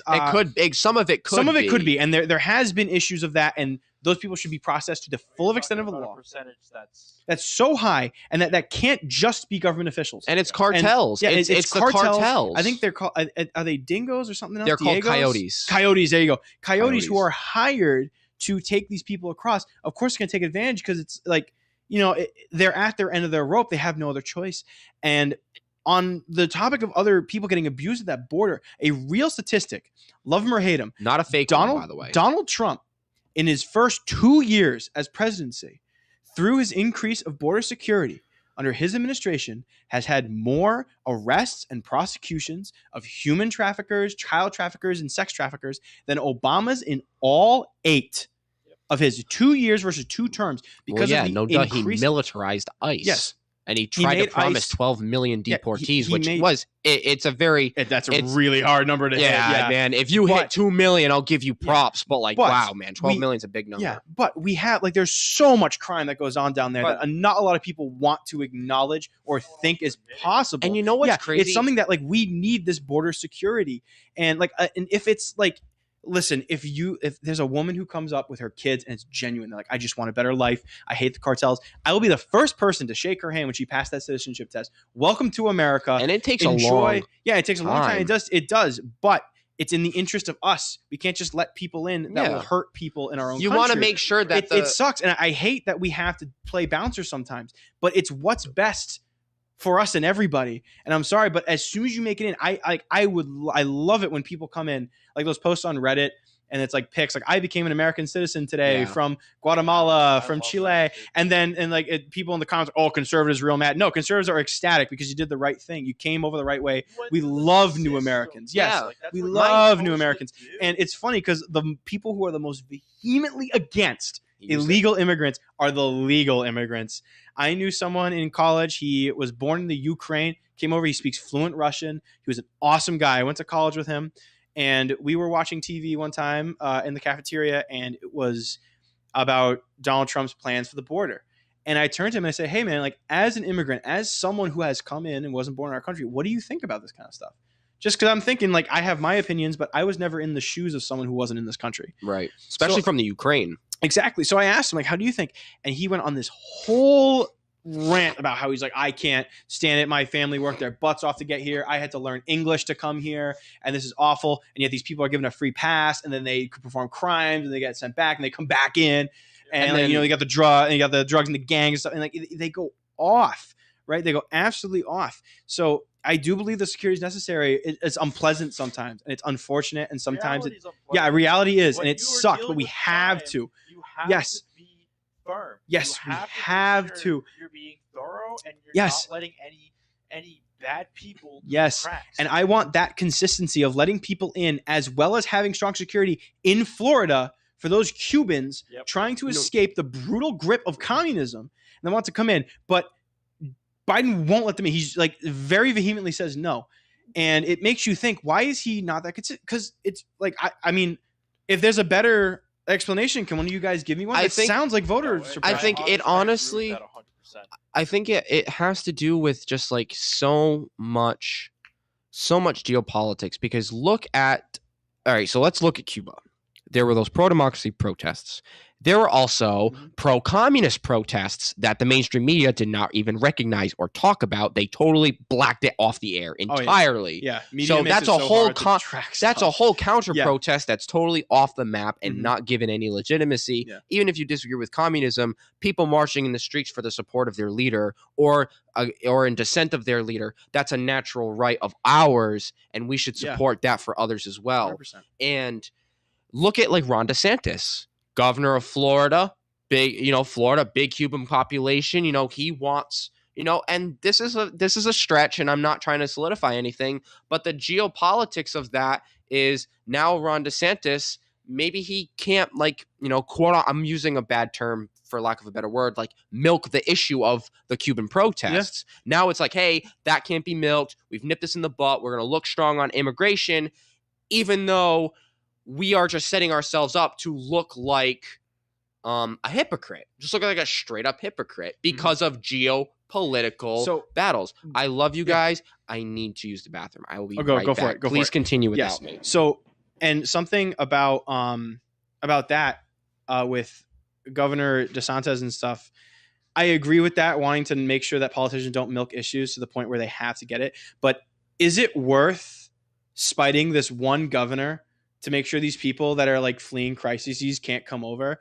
And I know that's the argument for the Mexican border immigration. And like I said earlier, I am so for legal immigration. If you absolutely need to come over here and you're having issue and you claim refugee or migrant status, and it's because you're escaping something, get over here. We got you. But there has to be a security vet, because if you have one of the things that I think makes it hard for a legitimate process to take place is we have a very outdated system to become a citizen, and because it takes so long, you have refugees. It's a very it's an immediate threat.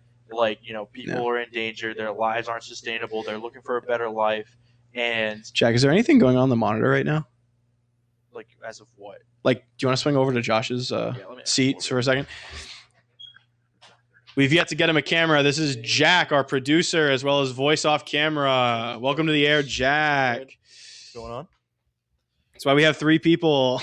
Exactly. As soon as Josh gets back, I'm going too. Yeah, we'll cycle through. Yeah, we'll cycle through. So I think having such a long process when it comes to immigration makes it so you have the encouragement of crossing it illegally. Who wants to wait 8 years? Oh yeah, to become a citizen? And it doesn't sound like a lot of money, but especially with the exchange rate to pesos, as well as what you can earn. Yep. And I'm willing to wait 8 years to save up enough money in a cartel controlled area. You know what I mean? That is unreasonable to some people.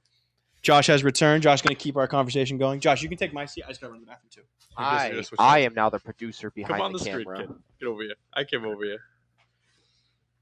Continue talking. I'll give you your notes back because this is your stuff. You. I'm just the fill-in. I'm keeping the seats hot. Welcome. You know what I mean? Yeah, welcome to the podcast, Jack. There was something that I realized going to the bathroom is that one of the things about the Cuban issue that we're really not talking about is Cuba has unfortunately been on the receiving end of massive embargoes by the United States for the better part of 60 years. We've really ruined them ourselves. And what are the pro-democracy protesters screaming for? They're screaming for food and medical supplies, 2 things that are unfortunately embargoed on them by the United States. Yep. And try going to the UK, France, or Germany, or one of these other, more progressive countries and say, hey, we're really hurting. We need help. And they're like, do you see who doesn't like you over there?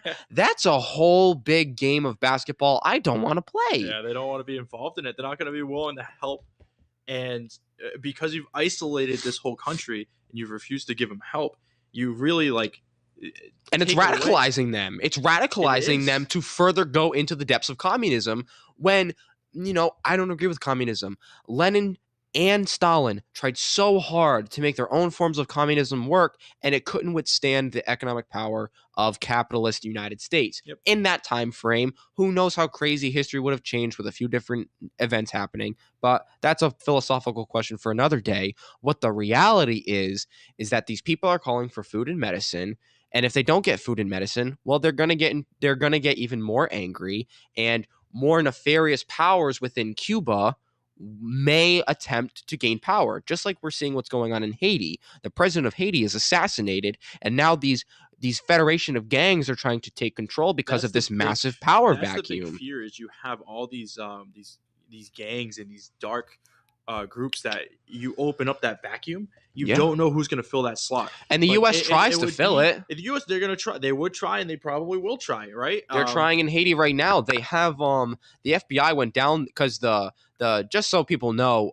the president of Haiti was assassinated. I believe it was last week. It was a very tragic incident involving Colombian militants as well as a few American citizens that were captured after the raid and the assassination of the president. The person that took over it's all a big mess. The person that eventually took over was a U.S. backed person, and he took control. Now, there is no parliament in Haiti. It was dispersed. There's the person that was supposed to replace Moise, that was the president's name. He died of COVID last month. He died of COVID in June, a month before his president was assassinated. That's sketchy. And they have multiple constitutions, so who knows who the actual successor is. But the U.S. has played a large part in the investigation and the collaboration between the U.S. federal government and the Haitian police and the Haitian security forces. They've made this I shouldn't say crazy because it's what they're saying, and this is an official institution that we should trust. Yeah, just saying. Not trusting our own government this whole time. I don't know what we're talking about. We're crazy. But what I'm trying to say is, what this all kind of started and ending with is, people's instability is not a call for the gain of power. It is a call for stability. Yeah. Stability does not come in the form of establishing a dictator that you like because he lets your banana farms make the U.S. government and the U.S. private industry massive profit. We want stability for these people because they're human beings. They want food and medicine. Let them have food and medicine. Let the doctors who went to school there in this crazy educational system that they have, where they focus on medical work, and they were able to help. Like minimize an AIDS spread within Cuba and within Africa. They have incredible doctors out of Cuba. Let them have the resources to heal their people. But now we're getting on the realms of, we're going to support, or we're not even supporting them. We're literally taking the chains off of their throat. Yeah. Their arms and legs are still attached at the hip to the wall with chains, but they can finally breathe. And it's food and medicine. It's not like they're getting it for free either. It's not even like luxuries. It'd be trade. Right now they can't do that. So and when you restrict that with a country, you're just gonna strangle. You're gonna chokehold them, and you hold that power over them, like you said, because you want those banana farms. You want those profit margins that that kind of monetary benefit over the human lives. You're seeing what's happening because of that. This is all because of these restrictions we put on them. It doesn't end well for the Cuban people, right? You end up hurting the people of the country, and they're going to. I would rather prefer the communists fail on their own than the U.S. try to push them into the dirt, because then we can see, hey, look, because then if they fail on their own, we can say, hey, look, they failed on their own. Therefore, what we're saying is right. But instead, the United States has to get in there and ensure they fail. Whereas instead of you taint it, and if they benefit, you taint it. Absolutely, you make it not a real victory. You made it a cheated victory. Yep. And even if they benefit from these things, and they're able to grow their wealth or whatever, good. It's not good to have people I understand we all have our political differences. I don't like communism. I think that it's an old idea that was thought of in good faith, but it has been perverted by a lot of power grabby people. Vladimir Lenin literally took a militia group, stormed the castle of Tsar Nicholas I, and killed his family. They sent them to the gulags, and they died. Yep. That's what Lenin's power grab was. He wasn't elected.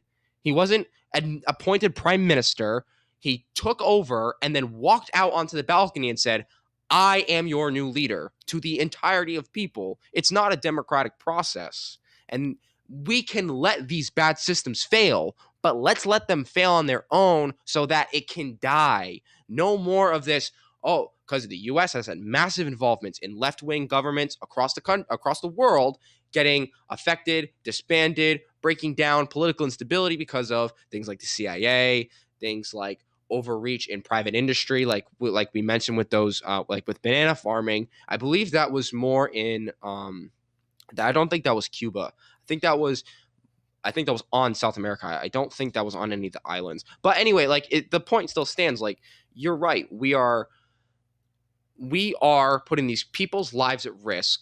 They're not getting the medicine they need. They're not getting the food to literally survive. It's not like they have Stop and Shops full of food like we do. Like there's rations. They can't get medical supplies. People with cancer, they're done. There's no chance. You can't get that People type with of infections. Hey, try to get antibiotics. Like they have to make it there or pray that the UN will help them out, because if you have food and medical embargoes on a country, that is a violation of the Geneva Convention. The U.S. is doing that against Cuba. They're doing that against Iran, and I believe they're doing it to North Korea too. But obviously, North Korea is just crazy. North Korea is a whole. Yeah, Listen, we can't. North Korea is its own episode, because I love those documentaries where the guys go into like Pyongyang and they get to look around and they literally get to go in and see this stuff for the first time. Yeah. Hey man, there was a guy who tried to steal a picture of Kim Jong-un or Kim Jong-il out of his hotel room, and he was kept in prison for like 2 years. The U.S. had to like get him out. Like, hey, let him out, or we're gonna get pissed off. Like, this is really, really bad. Like, that's like a journalist. This is really dangerous. There's a better way we can handle this. And I'm fairly certain it was like years and years before he was eventually let out. I gotta make that point for what they do. This was a long time ago when I used to watch a website called Current. They were talking about these 2 journalists that got freed from North Korea, I think because they recorded something or took a picture that they shouldn't have or whatever. Yep. And they were in jail for a long time. I think like it was during the Obama, I think the first Obama term. Mm-hmm. Obama went down and like personally got them out. Personally, he went to the actual cell and was like, "My son, you are freed now." That would be sick, dude. He was the Pay for to see that, yeah. Imagine you're in the exact negotiations, and he was like, "Listen, they're journalists, let them go." Mm-hmm. And they got off, and the first person they met on the plane to go back home was President Obama. That's crazy. What a time ago, but I do remember that where like they will imprison journalists. We watched this documentary one time, Josh, me and you, back in high school. I'm actually gonna pause real quick. Swap seats. Go. Hold on, let's Drew, why don't you hold that thought? Let's let you guys switch seats real quick. We have to play musical chairs. We don't have a break, so this is our break. You get to watch us be monkeys and play musical chairs. And there's monkey number 2. First episode, everybody. We're gonna figure out breaks next time. Yeah, we don't need breaks. We're men. We got this. So we're grown-ups. As I was saying, there have been a lot of times we watched this documentary in high school. There are these journalists that went into North Korea they went in documenting an eye surgeon that was going in to clear the cataracts. Yeah, I remember this. I remember this. It was a doctor coming in to clear cataracts, and he performed 1,000 surgeries, I think, in like 3 days of cataracts like replacements. Mm-hmm. And the documentary was initially about him to show like, oh, this is what a doctor does, but it was a side project kind of to actually show what it's like in North Korea. And I remember like one of the most striking things to me was a cameraman laid down in front of a statue of Kim Jong-il to get a shot, to get him in the frame. Yep. And a guard came over and screamed at him, and they kept saying over and over, "We're like, you could get thrown into jail. Like, we are seriously considering locking you up. Like, apologize. You're disrespecting the supreme leader by he's laying like, down. dude, I'm laying down so I can get him in shot. How is it disrespect? Yeah, they gave him the whole thing, and it was an American doctor that came over to the North Korean border to do these surgeries, and at the big reveal, so he would do the surgeries all day, and then at night, all those patients would come back together in the same room, and they would all take off their eye bandages, and we'd be able to see like their live reactions of being able to see again, because they're so nutrient deficient. They work in salt mines a lot, so they're constantly getting stuff in their eyes. So they're gonna have really bad cataracts. He fixed 1,000 people. An American doctor restored the eyesight to 1,000 people, and almost all of the people that got their eyesight restored, thanked Kim Jong-il for the opportunity to get their eyes fixed. And a lot of them were saying, I'm going to now work twice as hard in the salt mines to kill those dirty American dogs, your wisdom, even though a dirty American dog just gave them their eyesight back. And they saw nothing wrong with what they were saying. They didn't think at all like, hey, like maybe we should think of Americans differently.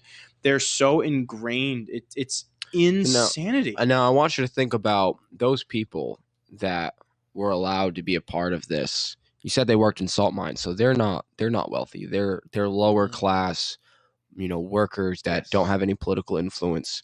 What are the odds that they were actually given freedom of expression in that moment to say thank you to anything except for the supreme leader and to say these crazy things? Well, and I think that because most things in North Korea, when you're talking about American tourism, a lot of things are, unfortunately, they can be fabricated and staged.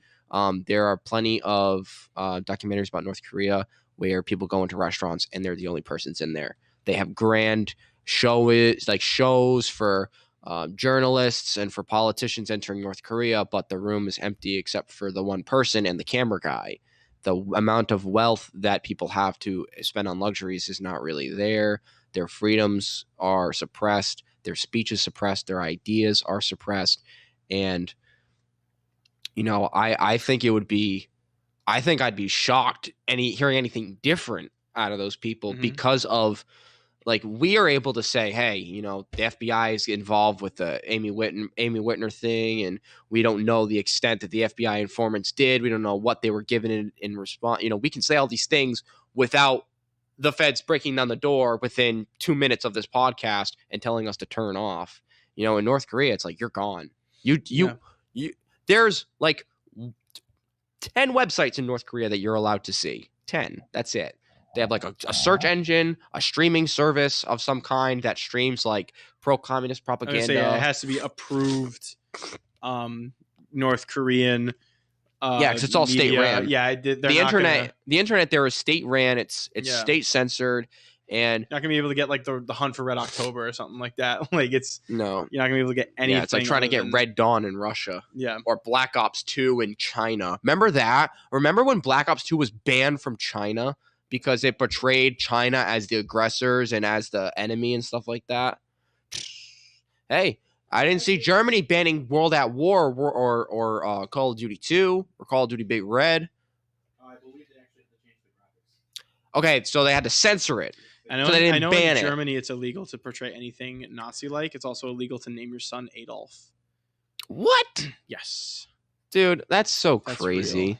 Like, I understand. It's a similar situation we're facing right now with the resurgence of Confederacy loyalty in like southern states and within certain groups. I never understood that. Maybe because I'm a northerner. We're unionists. We're unionists, unfortunately. I never understood like the huge. Like I'm also like super anti-government. Like obviously we talked about everything.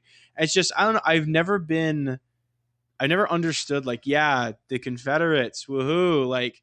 I mean, I think their flag looks kind of all right sometimes. It's a battle flag. It's not even their state flag. Like I like the X. I think that's kind of cool. But other than that, I'm just kind of like I don't know what people like about this, other than just like telling the government to F off. Don't get me wrong. I love telling the government to fuck off, but I just don't. I don't know. I'd never understood that. That was just never. I would love for like someone who's Southern to explain that in like the comments or like a lot of it. Something. I just genuinely don't get it. A lot of it, I feel, has to do with culture. If you grow up in a town that was big in Jim Crow, they had a Klan in the 50s and the 40s and the 60s, and the town really hasn't changed. The laws have changed, but the culture hasn't changed. And it goes back to that. What we kind of mentioned briefly earlier, the indoctrination of young people and especially young men. Mm-hmm. You go to Klan rallies, how many women, well, obviously you can't see them, they're wearing the hoods, but, if you were to go to a Klan rally, how many women would you see in relation to how many men? You might see 70% men, 30% women. You might see even greater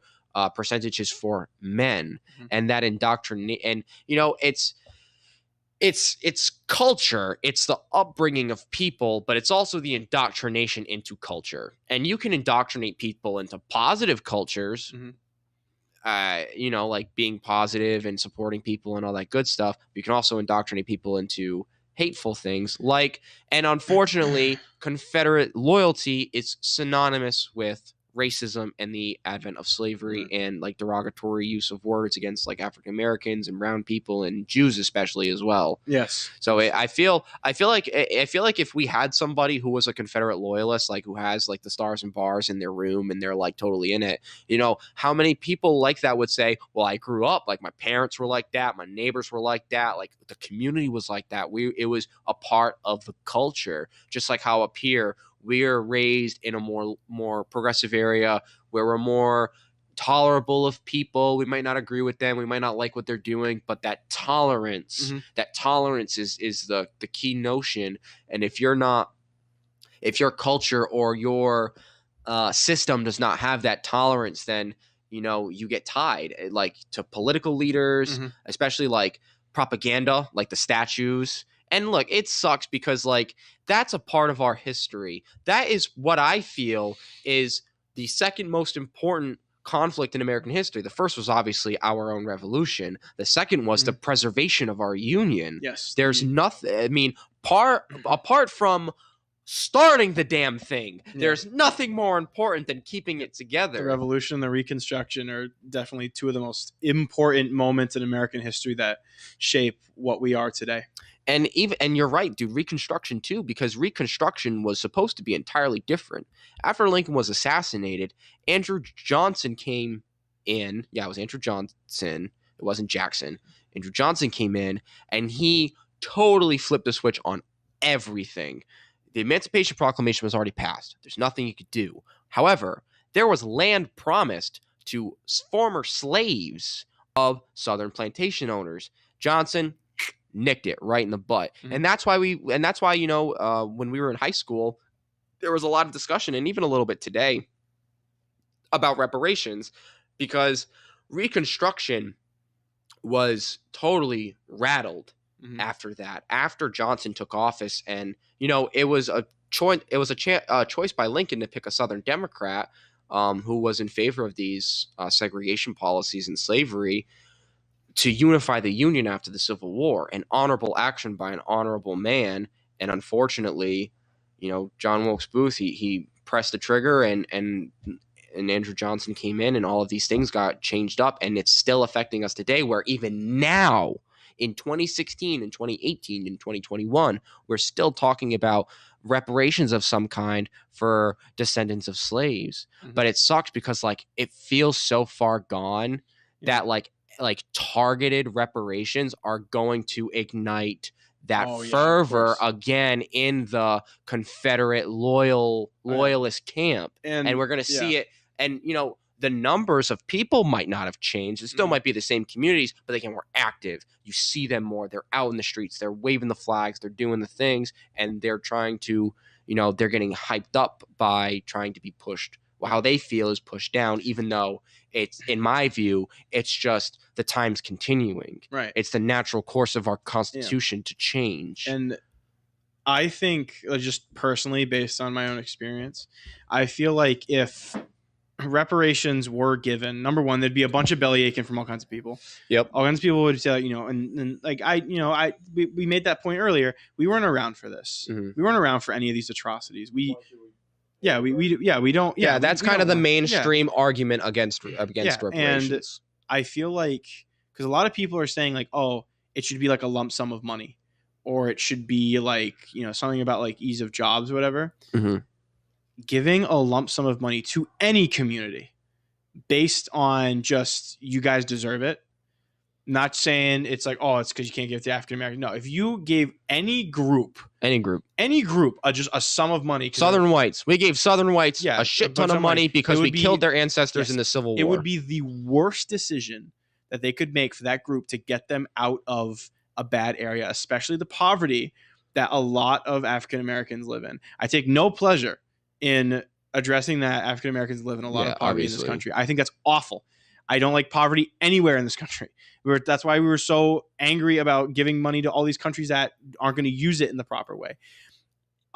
Giving money to people who are in that lower echelon, especially a lot of money like that, I would say around like between 5 and 10% of those people are going to take that money and they're going to then establish a healthy system that's going to keep them and their families out of poverty. Yeah, it's going to benefit them. Yes, I feel like 95% of any impoverished group, if you just give them a lump sum of money and say, here, yeah, you deserve it, get out of poverty. Let me ask you, why is that?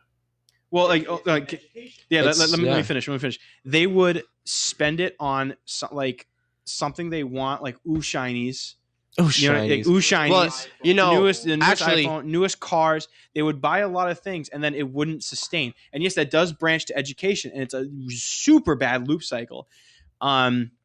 Education, I feel like, in this country really needs to be reworked. I feel like it shouldn't be as dependent on locality as it is. I feel like there should be a teachers union where all teachers are educated out of the same couple of specific education schools on how to educate, and then they are shipped from those schools across the country where they are needed, and they have tenure rules, and they have rules you have to stay in a certain place for a certain amount of time. There's a lot of legwork that needs to be done, but I feel like it with the whole locality of it, and we're in Massachusetts. We are fortunate enough to be in the most educated state in the union. Mm-hmm. You have Mississippi, which is the least educated state in the union. And it's not like it's going to flip around and jump up 20 places or jump up to the top. It's a perpetuating cycle where bad education breeds bad education. Yep. Good education breeds good education. That's why Massachusetts and Connecticut are constantly 1 and 2, constantly going back and forth, because there's a cycle at play. We have to be able to break the cycle. And I feel like that cycle of bad education in bad areas is just because of locality. I feel like if you made... a super it is about access. A super small group of schools that trained every teacher and then completely redo how teaching works. I agree. Completely redo teacher benefits, redo salaries, redo how easy it is to get rid of teachers if they're an underperforming kind of a thing. Yeah, good luck getting that through the union. See, that's the thing. Okay, listen. I did a couple of months as a first grade teacher at a local elementary school. I got my associate's degree. I was allowed to do it. I got all the paperwork done and did all the fingerprints. That's why you didn't do it illegally, Josh. Well, hey, you know what, dude? I wouldn't put it past some people to try. We were all worried we were getting a torrent version of elementary school education. They just let me in. They let me in the classroom, and there was just no one in there to stop me. And you're like, where are your first graders? I'll teach them. Yeah, that's how that works. But anywho, Anyone don't know how to read? I got you. I know how to read. But I did this, and it really taught me that I was teaching a 17-person class of first graders during COVID-19. Mm-hmm. So a lot of the standardized testing that schools will put on different grades of kids, it really wasn't the same. So I was allowed more freedom in my education for the kids. And it was really great because now I got to open them to different ideas. And it wasn't like, hey, you're learning to memorize these facts to pass this test to go to this college. No, it's I'm your teacher. I am passionate about this subject that happens to be within the within the branches of history or philosophy, political philosophy or social philosophy in the ties and in the context of history. Obviously, I didn't teach that to those kids. They're first grade. They're not going to understand that.